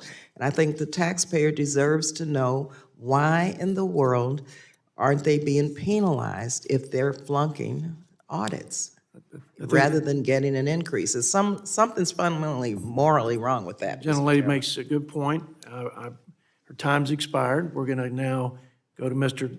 Grothman from Wisconsin for 5 minutes. Thank you. That was a good point. There are a lot of things in this budget I wonder about, but I'm going to start with the Earned Income Tax Credit. The GAO has found in the past that the EITC has an improper payment rate of 31.6%. Could you comment on that? And do you think when we have such a high improper payment rate, now would be the time to bring more people into this program? That program and that tax credit has helped millions of working families across this country. We absolutely are concerned, and we report the improper payments as a part of GAO report. They get that from us, so we are transparent about the need to fix EITC. I would be remiss if I didn't see some of the similarities between the last two questions. We can try to fix a program without taking away from those who need it most and working families with EITC. I've never been a fan of the EITC, and the more people I talk to in my district, you know, I'm struck by, say, a woman who runs a low-income housing project, or employers who hire people who take advantage of the EITC. As far as employers, they see as the Earned Income Tax Credit is phased out, people don't want to work more, right? I think the EITC, depending upon the family size, somewhere between $16,000 and $20,000, it kind of discourages work, right? Because they begin to take it away. And of course, you're discouraging work by taking away the EITC. At the same time, you're taking away low-income housing and SNAP and everything else. Are you aware of the fact that these programs discourage work and that employers, particularly when you're employing people in that $10 to $15 an hour range, it's common for them to recite stories of either employees who don't want to work more or don't want raises because it'll take away their government benefits? Mr. Rothman, you and I had a similar exchange last year. I think with EITC and child tax credit, we have not seen data that supports that. We've actually seen the opposite on the research I've seen on child tax credit, for example. Families who have enough income maybe to put their kids in childcare, women and some men are able to actually re-enter the workforce. So we've not seen that data. I don't know, I asked you last year, but CTC, but similar in similar vein. Does it discourage work? right. They also, obviously, as with many programs like this, and it's true the Pell Grants, by the way, which you're increasing as well. Let's focus on the Pell Grants. I have heard complaints among constituents that their children don't get Pell Grants, or maybe complaints that their siblings' children get Pell Grants, who don't work as much. Usually if you get married, it makes you ineligible for them because it moves you up the percent of poverty you're under. Do you ever hear complaints of people saying, I'm middle class, my child has to take out the student loans, my sister's not working, her child gets, quote, free college? Are you aware of that perverse incentive in there?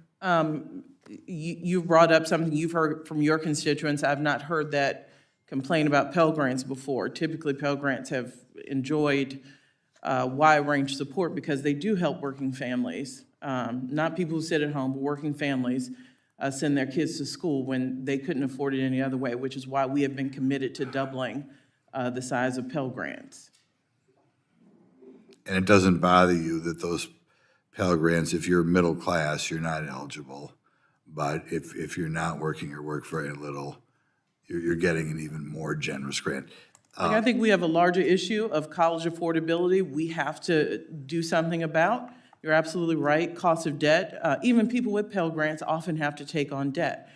So you're hitting on issues that we have to find solutions to, but one of the key ways to help working families is through the Pell Grant program. I'll give you one more thing.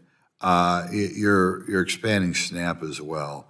When I tour my food banks, I like to tour them, and it's wonderful to see so many people helping out people in need. But when I tour the food banks in my district, they always make a point that all the food there is what I'll call healthy food. You know, when I go to a food bank, privately operated by a church, what have you, you never see Mountain Dew or Pop-Tarts on the shelf. It's always better stuff. Would you consider, if you're going to expand SNAP, restricting it more to programs like we have for the WIC, where we no longer give unhealthy food, particularly at a time we have a obesity epidemic, we have a problem with diabetes among young people. Do you think they ought to change that SNAP program to make it more like the WIC? Congressman, I'm happy The to. gentleman's time's expired, but I would like for you to I'm go ahead happy and to answer talk his to the question. Secretary of Agriculture and Agriculture about the nutritional requirements in SNAP, and I want to thank everyone here for also their support in WIC, and thank you for bringing up that critically important program. But I will take that back to agriculture, this idea of nutritional guidelines. I thank the gentleman from Wisconsin and now yield to the gentlelady from Illinois, Ms. Schakowsky, for 5 minutes.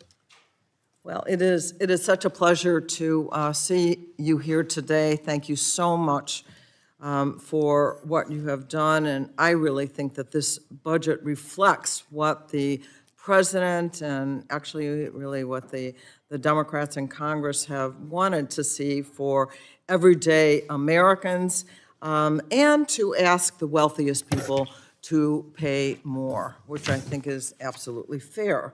So I wanted to just ask you what would actually be the effect of asking a small amount of people to pay an additional 25% in taxes, which I know, and you can correct me if wrong, would raise about $500 billion for our economy over the next decade. But I'm wondering if you could tell us, Director Young, if you could give an estimate of how many people would actually be subjected to this larger tax, and what is their average net worth? I think you're talking about the tax proposal that we call the billionaire tax. It's also Yes. hundreds of millionaire tax. It affects the wealthiest 0.01% of taxpayers. It hits the top 1% billionaires and hundreds of millionaires. It raises $500 billion, even though this is a small population. So that speaks to the wealth in this population. That speaks to the ability for them to use the tax system in ways that are not available to working families, most of whom work, get a paycheck, get taxed a certain rate, and have no idea of and cannot avail themselves of the same loopholes that this top 1% can. So we think it's common sense.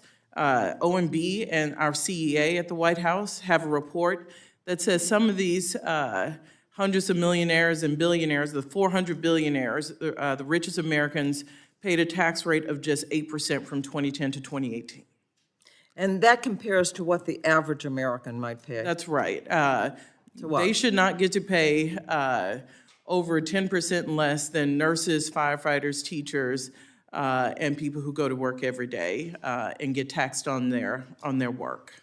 Well, I certainly think most Americans think that, but most Americans also think that what is in this budget is really going to help them, and isn't that what we're really supposed to be about?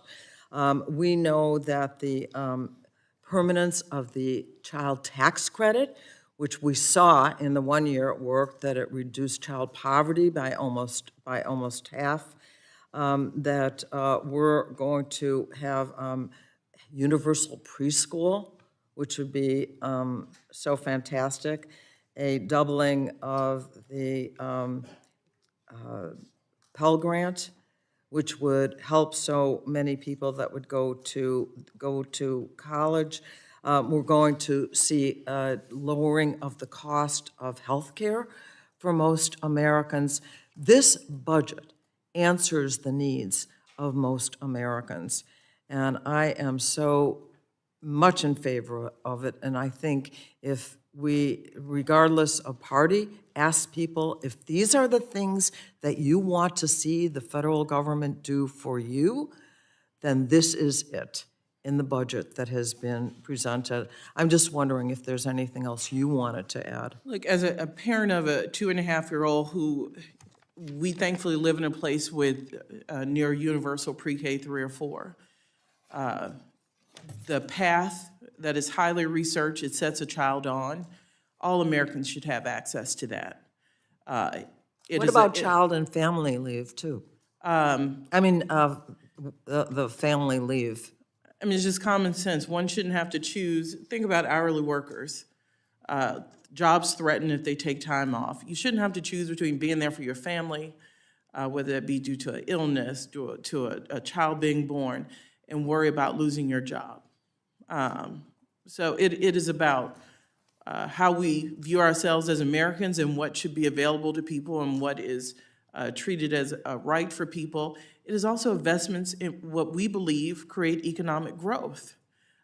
This isn't just about spending and taxes. We want to also invest in programs that will allow the economy to stretch, bring more people into the workforce. We believe childcare, pre-K, paid leave will help do that.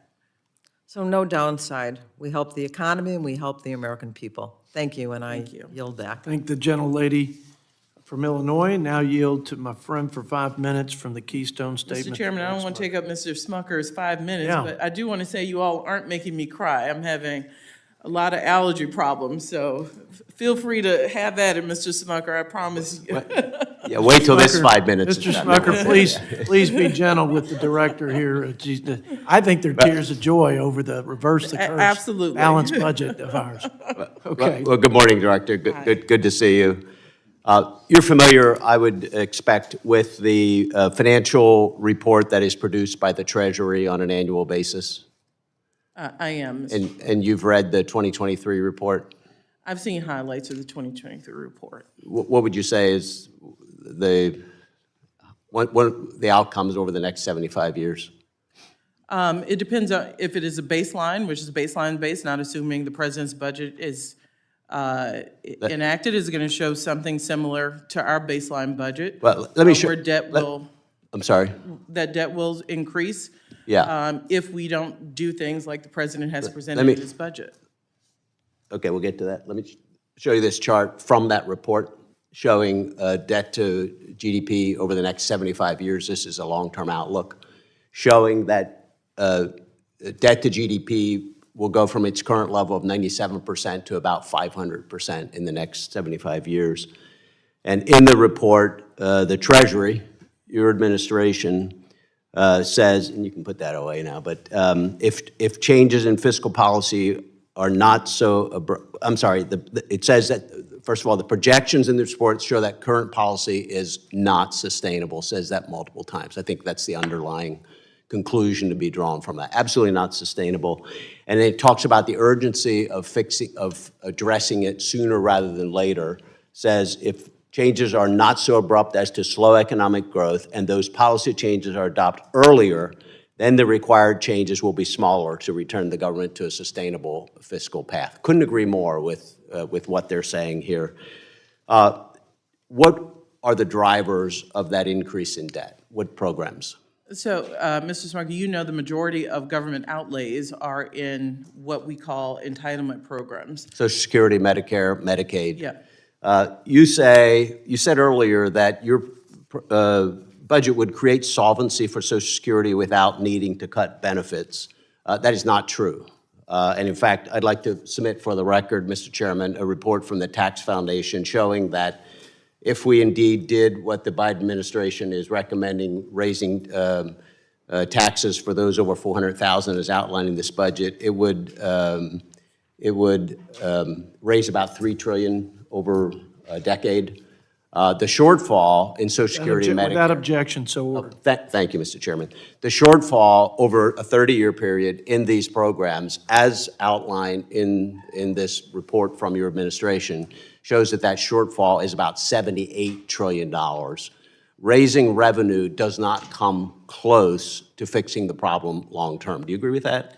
Mr. Smucker, I think you are using the cost over a longer period. Yeah, but it's and 78 the- trillion compared to 3 trillion in Yeah, over a revenue. different time frame. Yeah, 10 over 3 times, but 78 trillion is far more than 3 times. It will not. The facts are what they are. Raising revenue will not be able to fix the problem. It's why I agree with Scott Peterson that we need to have a real conversation with the American people about how we fix this going forward. It will not work. It's not sustainable. You can't tax your way out of this. It's impossible. The numbers are what they are.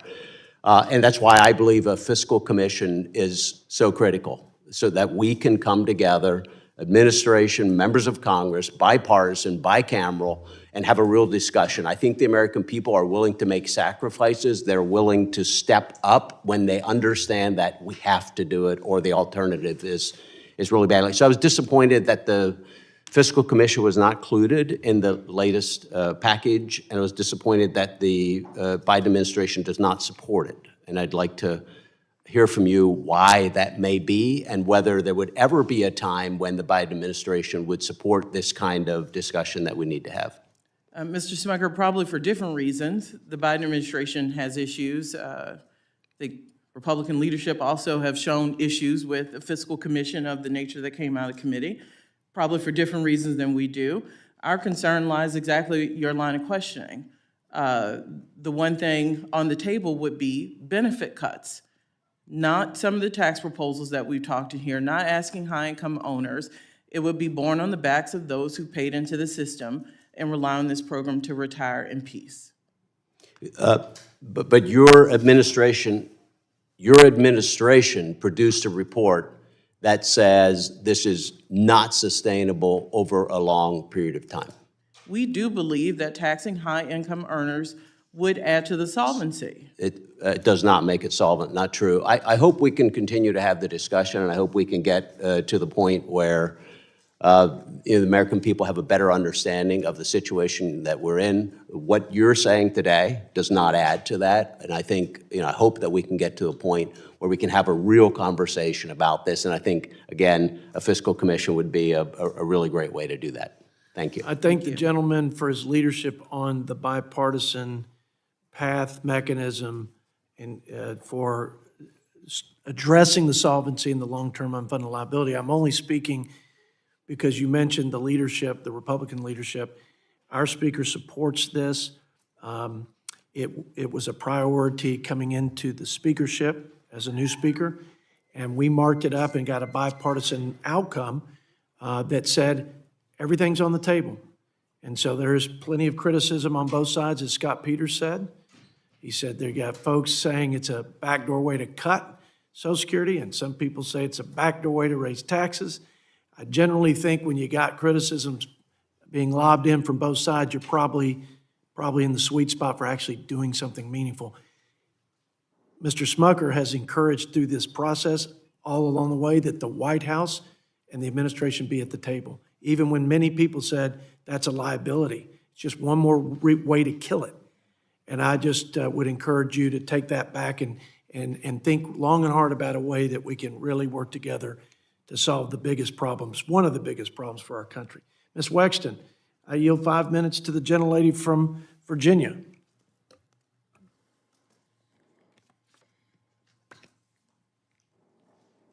Mr. Chairman, as some of you may know, last year was policy bill. Mr.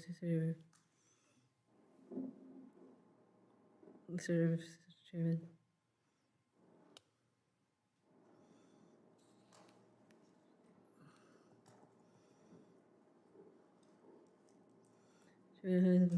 Particular difficulties, I'm afraid. Can you back to me? Can you come back to me? Finish me, please. Yes, I'm going to come back to the gentlelady from Virginia and let her gather her notes.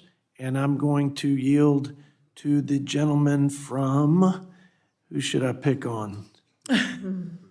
Oh, we'll let the Hoosier State champion over here, Rudy Yakum, with 5 minutes. Thank you, Mr. Chairman. Director Young, is the southern border secure? We absolutely need more resources and authorities. And let me just show you a chart of southern border crossings to the first 37 months of the last 6 presidential terms. Can you tell me which one of these lines represents the Biden administration? You picked me on a bad eye day, but even if it wasn't, I tend not to guess in these situations, so I'm sure you'll tell me. Well, it would clearly be the top line, showing the highest number of border crossings in the first 37 or 38 months of this administration for the last 6 presidential terms. You know, you talk about needing more resources. The House Republicans, the very second bill that we passed was H.R. 2, and the Senate has done absolutely nothing about that. This southern border crisis is a crisis of President Biden's own making. He created this crisis with a stroke of the pen. He can fix it with a stroke of the pen. And Mr. Chairman, I'd ask unanimous consent to submit into the record, a list of 64 executive actions that have been taken by the Biden administration to create this border crisis, all of which they refuse to take to overturn their own executive actions, which would fix the southern border. Instead of acknowledging the crisis at the border, the playbook has been to cast blame on others and downplay it. It's the same playbook that we've seen with inflation when we were told it would only be temporary or transitory. But Americans still feel the pain inflicted by Bidenomics wherever they turn. Director Young, I've got another chart to show you. Similar to the last chart, this one is the cumulative inflation for all items through the first 38 months of the last 6 presidential terms. Can you tell me which one of those lines would you believe would be the Biden administration's inflation? Again, Mr. Yakum, I'm sure you'll tell me. Do you have a guess? I don't guess. You don't guess? Not usually. Well, it would be no surprise to anyone in the audience or anyone listening at home that the top line showing the highest inflation for the last 6 first presidential terms is indeed the Biden administration. I think it's fair to contrast that with House Republican budget framework, which proposes no new taxes and actually balances the budget over the course of the next 10 years. Director Young, what will adding an additional $18.2 trillion to the national debt, a 50% increase over where we are today in terms of national debt, what do you believe that will do to inflation, which again is your budget proposal, the president's budget proposal?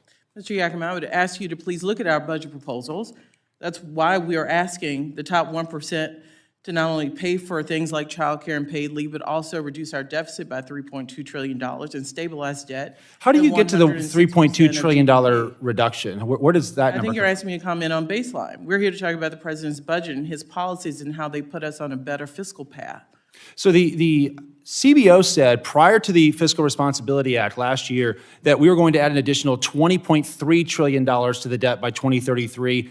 They revised that after the Republican-led FRA down to $18.9 trillion, but yet your budget still calls for an additional $18.2 trillion of debt, and that is with $5 trillion of tax increases. So I'm a little bit confused on how the Biden administration is saying that they saved $3 trillion when on the current baseline, as you say, it is $18.9 trillion, but again, you're proposing $18.2 trillion of additional debt on top of $5 trillion of tax increases. As someone who helped negotiate the FRA, which I've heard a lot of indications we were dragged to the table and didn't see their child for a very long time doing that, this president supported where we ended up. We never believed the debt ceiling should be used as a political tool, which would have jeopardized 8 million jobs. But we did this deal, we signed this deal, and this president worked in a bipartisan way, and Democrats voted for it in a bipartisan way to save $1 trillion over the next decade. Director Young, yesterday the president said, and I quote, "Wages are up more than prices. Inflation is down dramatically." Is that true? That is true. Inflation has moderated 2/3. So I have another chart to show you, and this is the first 37 months of the president's term. One of those is inflation, and the other one is real wage growth. Which one do you think would be inflation? You ever thought about labeling these lines? Well, again, I'm sure you'll tell us. Well, again, it is the highest, as the top line on there is inflation. Inflation continues to grow at a pace that is faster than real wage growth. So these numbers are pulled from your own federal agencies, the Bureau of Labor and Statistics. Who's right and who's wrong here? The President of the United States or his agency, the Bureau of Labor and Mr. Statistics? Yakim, if you're worried about lowering costs for the American people, which we are, we give you a lot of proposals here that help families with childcare costs, that help families with healthcare costs, that help families with energy The costs. President's own words are in conflict with his own agency. So all I want to know is who's right here? The President of the United States or the federal agency that reports to I'll him? let the I get we don't gentlelady wanna answer give the the president question. credit, but inflation has come down 2/3. There's more work to do, and that's why we have the proposals in the budget. I thank the Thank gentleman. you, Mr. Chairman. I yield back. I thank the gentleman from Indiana. As I yield 5 minutes to Ms. Wexton, my colleague and friend from Virginia, let me say, she's battling a health condition. We all know that. And there are some limitations, but she is fighting through that. And I'm inspired by her. There are people that make committee meetings. They don't make committee meetings. We're all busy people. She shows up. She shows up every time we have committee hearings, and she represents her people. And man, God bless her. And the people she's representing are getting a hell of a deal with her. And so, thank you. Ms. Wexton, the floor is yours. I yield 5 minutes. Mr. Chairman. As some of you may know, last year I was diagnosed with progressive supranuclear palsy, or PSP, a kind of Parkinson's on steroids, which impacts my ability to speak. I use an assistive application so you can easily understand me. I want to thank Chair Arrington, Ranking Member Boyle, and all the members of the committee for allowing me to do so today. Director Young, it's good to see you again. Thank you for being with us today. As you know, investments in child care and pre-kindergarten education are critically important to grow our economy, bolster kids' development, and ensure that families have the support they need to thrive. It is estimated that the U.S. economy loses $122 billion a year due to child care challenges. Reliable child care helps parents re-enter or stay in the workforce, which can generate an additional $94,000 in lifetime earnings for mothers. We must bring down the costs of child care, which in my district costs many families more than public college tuition, and ensure our kids are set up for lifelong success. I have been proud to advocate for policies to bring down the price of child care and address the severe early childhood educator shortage in the United States, including securing funding for a program in my district to expand the number of early childhood educators. I was glad to see the major child care and pre-kindergarten investments President Biden proposed in the budget, including creating a historic program to guarantee child care for millions of low and middle-income families. I have a 3-part question for you about President Biden's proposed plan. First, how will this program work? Second, what would the monthly cost of child care be for most families under the president's plan? And third, what impact do you expect this will have on women in the workforce and on the overall economy? Thank you, and to echo the chairman, thank you for being an inspiration to me. I touched on preschool a little with Congresswoman Schakowsky, but we believe, and the Biden budget reinforces that preschool should be free and would be free for all families, and most families would pay no more than $10 a day for childcare.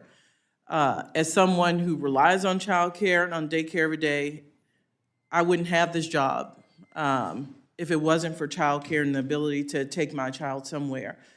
So we believe through research, I have personal experience that suggests women would be able to re-enter the workforce at larger numbers if we gave them affordable, quality childcare. And too many families have to leave their children in places where, frankly, they don't feel comfortable doing so, but they have little other choice. Second, you all already fund a program that is helpful, but we believe we need the full child care program. But this budget also keeps the discretionary program, child care block grants. This budget would add $1 billion from 2023 level to that program and Head Start programs, both critical for families who need health care or child care slots to make sure that they can work and that their children are properly taken care of.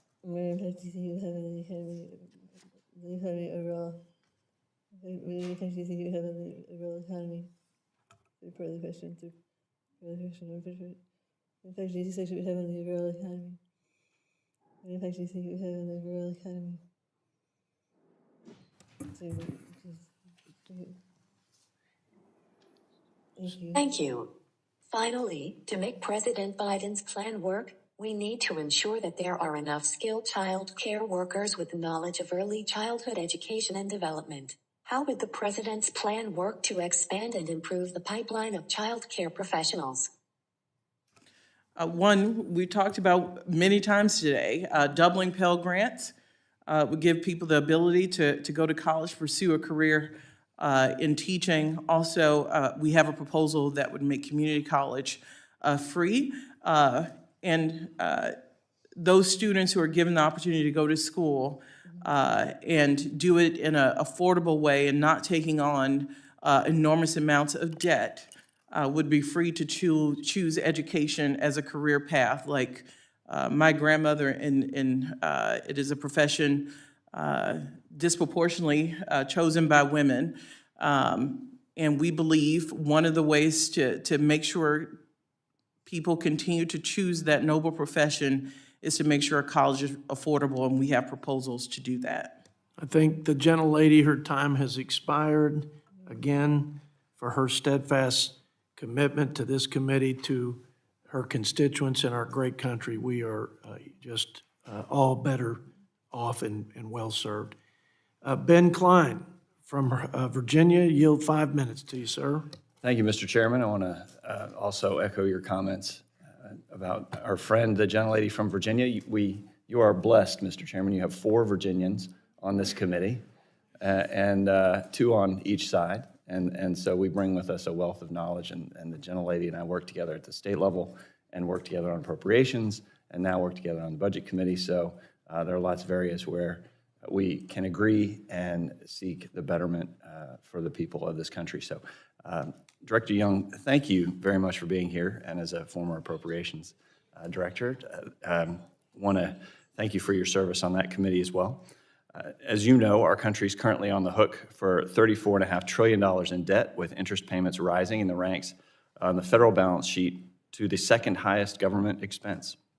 The budget proposal presented by the Biden administration with one last opportunity to change course before the American people are presented with the opportunity to make the decision for him. Instead, the president has decided to double down on the same unsustainable tax and spend policies that brought us to this point, proposing a plan that would further subject American families and producers to the so-called transitory inflationary pressures, while increasing our national debt to $52 trillion, $52.7 trillion by 2034. With the past as prologue, we can look to the president's record over the past 3 years and see the bleak trajectory that Biden proposals would take our nation. Among the many troublesome policy proposals within this budget includes $4.9 trillion in new taxes on American families and producers. This would only serve to slow our economy and put increased price pressures on families, but it would also give the Keynesians more license to spend beyond their means. Perhaps one of the most incredulous tax proposals of the lot is this so-called minimum tax on assets and unrealized gains that would turn the IRS into a glorified property assessor. Director Young, I don't know of a single country that has this sort of a tax. Do you? Mr. Klein, this tax, as you pointed out, would go after unrealized gains. I would point out that those gains, often not treated like income, can be taken to a bank, used as collateral, and millions of dollars received as loans against it. So if it's good enough to use as that kind of collateral, shouldn't it be taxed like income? Okay. If such a tax were created, what would stop the government from expanding it in the future to apply to middle-class families in order to supplement its spending habits? This president, the one asking for it, as you know, has an ironclad commitment. He is not going to sign a bill that taxes those making under $400,000. And certainly unrealized gains is only applied to billionaires and hundreds of millionaires. Certainly not middle-class families, not even close to middle-class families.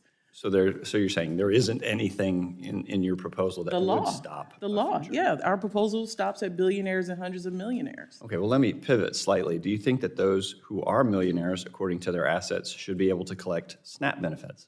currently? Mr. Klein, on SNAP benefits, those who are eligible, as you know, we, as part of the debt deal, painstakingly found ways to ensure that those who were eligible and provided waivers in common sense ways. So we have sought for those who need it most. But you don't- I'm not aware of millionaires who are getting SNAP benefits. Well, there is something called the broad-based categorical loophole that would result, that has resulted in over 5 million people who don't pass the asset test, but are collecting SNAP benefits today. This is a big problem, and that's why I introduced legislation to close this loophole. And I would hope that I could get the administration's support on that, because millionaires should not be eligible or collecting SNAP benefits. And I think I heard agreement on that. Well, I said, I'm not aware of anyone doing that, but I'm happy to look at that piece of legislation. Thank you. Continuing on that theme, in August 2021, President Biden's Department of Agriculture defied congressional intent and conducted a reevaluation of the Thrifty Food Plan without cost constraints, leading to a 21% increase in SNAP benefits at the cost of $300 billion over 10 years. As a former approach staffer, do you think the precedent is justified in ignoring Congress and expanding these programs to the tune of hundreds of billions of dollars a year without, in violation of the 96 Congressional Review Act, which requires government agencies to submit policy updates to Congress? Mr. Klein, we believe we are on strong legal footing, that we had every authority to undertake the Thrifty Food Plan. But that was a major policy change, and you ignored the CRA, correct? We have every legal ability to undertake that plan, to provide hungry people with more resources. I will disagree and yield back. Thank you, Mr. Chairman, and thank you, Director Young. And I thank the gentleman from Virginia and yield to our friend from New York, Mr. Espeja, for 5 minutes. Thank you, Mr. Chairman. Thank you, Director Young. As an appropriator, I am keenly aware of your great work on this side of Congress, and just admire your efforts and your commitment to our nation. Director Young, you've seen an effort here to weaponize immigration, once again, as it happens every 4 years when we peddle some narrative to try to get votes and get reelected. And yet, this is the Budget Committee. But I'll share with you some statements that we may have forgotten, but I think that we will all remember.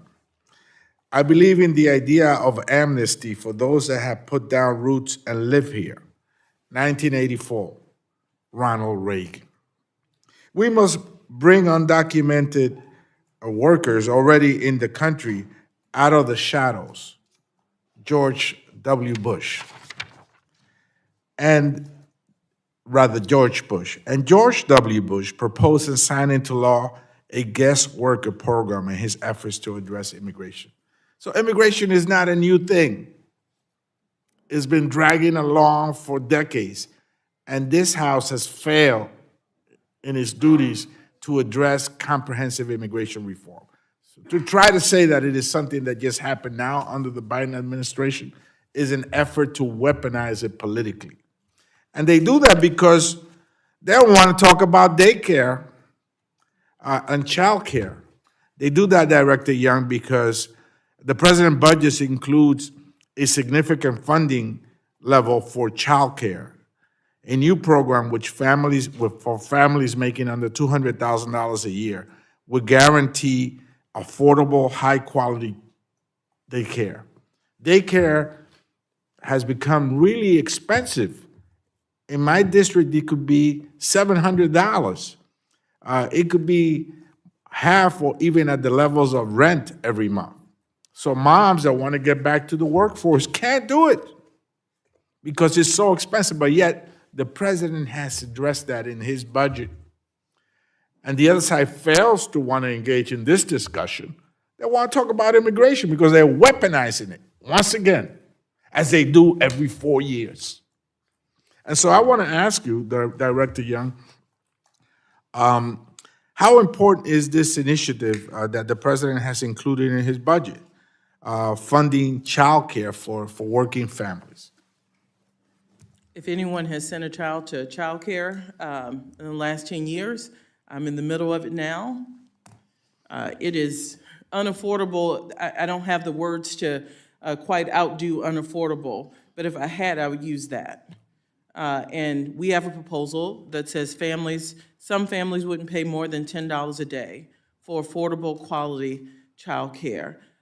In addition, on the Appropriations Committee you serve and Mr. Klein serve, there is a bipartisan program, the Child Grant Block Program, Head Start, which I know retains bipartisan support, would see $1 billion increase. But to really affect the affordability crisis, we have to do something like the president's mandatory proposal so that families are not burdened, frankly, with childcare and left with decisions where they have to leave their children in places that are not of quality and that they cannot enter the workforce because of those decisions.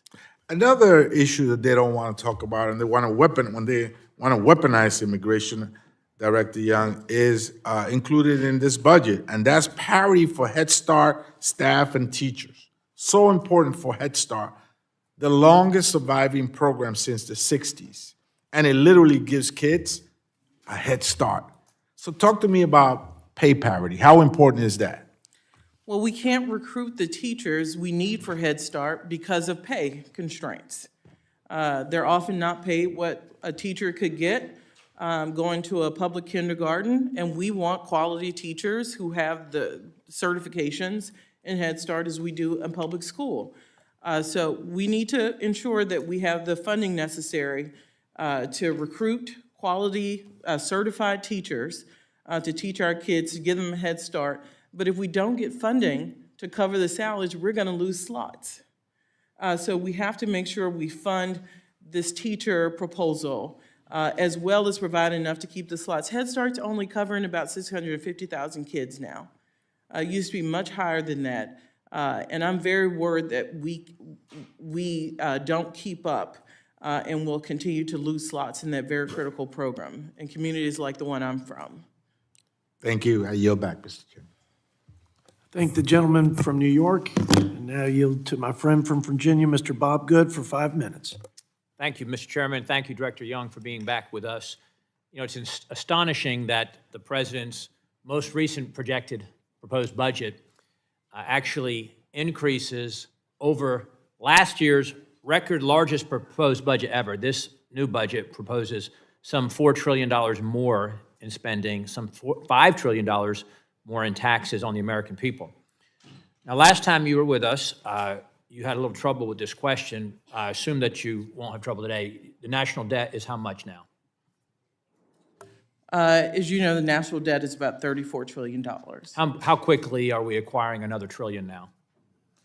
I don't believe we take on debt by average a day, but Okay, so it's increasing by $1 trillion every so, Well, how often? interest rates, as you know, No, are not $1 trillion. The debt is They're going about up. The debt is going up by $1 trillion. Approximately how many days or weeks or months? What would you say? Well, You aware of that? let me point out, one of the cost drivers of, Okay, that's not. or adding to the debt reclaiming my is time. not- I is don't not want to know $1 about trillion. reclaiming my They time. focus on the Thank you. debt. Thank you, Mr. Chairman. Thank you. Do you know how quickly the debt is going up by $1 trillion? I think we just. I just think that would be an important thing to know as the budget director. It's going up about every 100 days or so, another trillion is being added to the debt. What will the debt per taxpayer be by the end of the president's projected 10-year budget? How much would an average citizen owe? Or how much per citizen would we owe in debt with the president's projection? Well, Mr. Good, you know we don't tax citizens for debt I payment. didn't ask you about tax and citizens. So the president's projected budget is going to go from $35 trillion roughly to how much the debt is going to go by his projection. Now, this is without extra supplemental emergency or extra spending. By his projection in his proposed budget, how much is he proposing to take the national debt to over 10 years? From the 35 trillion to how much in 10 years? First, Mr. Good, you know debt is cumulative. I'm asking This for president I'm did asking not- for a number. He put it in his budget. Mr. Chairman, can we, He put it in Mr. his Chairman, budget. if, He put it. parliamentary inquiry, hold on, is the would the witness gentleman allowed to yield? answer the question without constantly being Clock is interrupted? still running. We're going to give you the 2:45. time. We will give you more time. He's asking a question, Director Young, answer his question to the best of your ability. If you don't know, say, I don't know, and then we'll keep going. So what's the question? Let me re-ask my question. At the end of the president's, it's in writing, proposed budget, our national debt in 10 years will be how much? I just want $1. I don't want an explanation, just $1. If you look on S1 in the Hey, budget. let me stop you again. Yep. The only thing I want to hear is a dollar amount Well, in you're 10 going to hear my years. answer. Okay, Which is then S1 I'm going in to stop you and the reclaim budget. my time. This is my time. It's $52 trillion. $52 trillion is what his proposed budget, I didn't make it up, it's his budget. It's in the writing budget, and I'm that it telling would go people from where to look 34 for it. trillion to 52 trillion in 10 years. Now, what does that amount equate to per citizen? If we take the 300, it's estimated, but the Census Bureau says we'll have 350 million Americans in 10 years, 350 million. So if you take the 52 trillion, divide by 350 million Americans, about how much per citizen is that? Mr. Good, that is a false. It's a math narrative. question. It is a false narrative. No, the question is, if we do take not the, bill my reclaiming my children time, after thank all you, I didn't Reclaiming ask. his time. Reclaiming my time, if we take $52 trillion, we divide it by 350 million Americans, that comes out to how much? How much do we each owe? What is Mr. our Good, I'm share? not playing into this narrative as if we Okay, let me bill answer the everyone question for a you. debt payment. It's $150,000 per citizen is what the president is projecting without any emergency supplemental extra spending to take our national debt. That's what he's projecting to do, which equates to about $400,000 per household by his projection. Now, we have never had this level of debt in history. We have never had this level of debt to GDP since World War II, and I'm sure you're aware of that. How would the president propose we would respond to a major crisis, say World War III, or some other, the next virus situation or whatever, with this level of debt coming into it? How would we respond Are we not to in that? a crisis situation now with what's going on in Ukraine? We are- What's going on in the Middle East? Isn't it This president interesting? has put Isn't it forth interesting? a plan And to respond to reclaiming my both time, of thank you. those Reclaiming my time, thank you. and the border Reclaiming my without time, this Mr. House Chairman, I'm acting. reclaiming my The time. gentleman reclaims his I don't time. have a question there. Now, it's interesting on the priorities of this administration that the first thing you proclaim as the crisis is what's going on in Ukraine. I would submit that the president has created a debt crisis, unprecedented in our history, and he proposes to make it worse over the next 10 years because he wants to increase the debt by $18 trillion by his own budget. He has created a border crisis, which is further exacerbated by this budget, by the way, which does nothing to address the border crisis that he has created. But yet, when you speak of crisis, you bring up Ukraine because the president wants to borrow or print, some $60 billion and send it overseas to Ukraine. I think it's great that you are illustrating for the American people what this president's priorities are, both illustrated by his budget today and your inability to answer basic questions about the budget today and the impact upon the American people by the debt that he is willfully creating, and you go right to Ukraine. The gentleman I look has forward to 30 your more support seconds. with the border supplemental, Mr. Good. The gentleman's going to get 30 more seconds, and I'm going to give the gentlelady, Director Young, time to respond, but you get 30 more seconds. Well, so does the president have an understanding what the impact is of his spending, his deficits, his growing debt on Biden-inflation under which the American people are suffering? Does he understand the impact, again, of his spending, his borrowing, his printing, his debt that's causing the Biden-inflation under which American people are suffering? Does he understand that? And With that, the gentleman's time has expired, but you will have as Thank much you, time sir. as you want to answer. Mr. Chairman, I get why people don't want to give the president credit for 15 million jobs added, for unemployment being at a 50-year historic low, under 4% for 2 years. I get that.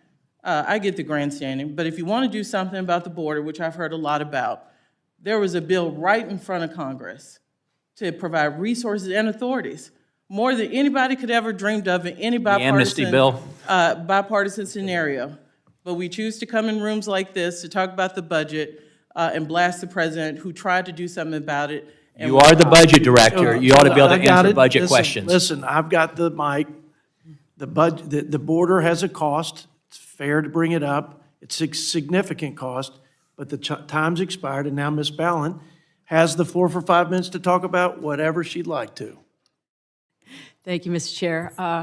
Thank you, Director Young, for being here. And, we do truly appreciate both your professionalism and your expertise. You're not new to the Hill. And we appreciate the time that you've given us today. I have a question.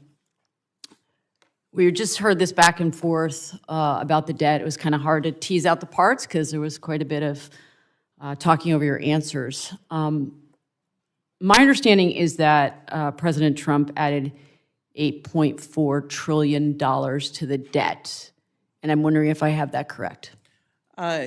You do, and the point I was trying to make is debt is cumulative Yep. over administrations. And do you know, was that the largest increase in the debt in modern history? In modern history, yes. Thank you. Appreciate that direct answer. One of the things that I talk about a lot in this committee is housing, and not just because it's greatly impacting Vermonters. We have the second highest rate per capita of homelessness in the nation, which is surprising to people because we are a rural state. But I also like to bring it up in this committee because it is something that cuts across party line. It doesn't matter what congressional district you're representing, you're probably experiencing a housing crisis. And it is a growing crisis in rural America. And so across the country, we have seen skyrocketing rates. We've seen predatory landlords, hedge funds buying up 500,000 homes. I know for me, I think about housing as the basis of stability for families. And so it enables children to thrive. It enables people to get better healthcare outcomes. And I know that we can end homelessness through more humane, cost-effective solutions that ensure that everyone has access not just to permanent housing, but also with supportive services. And I'm wondering if you could this morning tell us, how does the president's budget advance those goals of ending homelessness through more permanent supportive housing so people stay housed? So when we talk about lowering costs, which I think I've heard agreement that we need solutions. Yeah. The president's put forward many proposals on housing, and I'd like to talk about a few. One, new first-time home buyer and home seller tax credit of $10,000 over 2 years. That would improve affordability for middle-class first-time home buyers. It also unlocks starter home inventory for first-time home buyers and helps middle-class families who are locked in because of rates. Right. Now, we know rates are going to come down over 2 years. This would be a 2-year bridge, so those middle-class families could move into larger homes if they need to for their families. It would also unlock starter homes. This budget also provides a $10 billion in funding for a new first-generation down payment assistance program. We believe that is critical. We know most Americans hold wealth through home ownership. My family, being one of them, is a way into the middle class to own a home. And also to address the critical shortage of affordable housing communities. The budget provides $20 billion in funding for a new innovation fund for housing experience, which would be a competitive grant program for communities that want to expand housing supply. So this is critical. Part of lowering costs, what families will tell you they're hurting over is housing costs. Yes. We need more housing supply and more affordable housing. These proposals taken together would do that.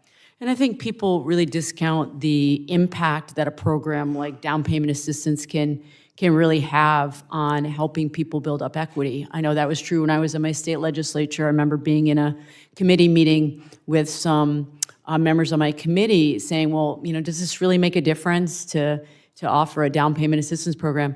It was so successful in Vermont, we reauthorized it numerous times because the take-up rate was incredible. It gives people an opportunity to get into homes and build up that equity. I'm wondering, too, if you could just touch a little bit on the housing supply issue. There's a critical need right now. How does the president's budget address the shortage in supply overall? Because it is locking up basically at every level of the housing market. Yeah, the $20 billion I spoke about, which would be competitive, if communities wanted to apply for those grants and take on the zoning challenges and the many other local challenges that there are to affordable housing, this would allow communities to take their own local approach. Each has their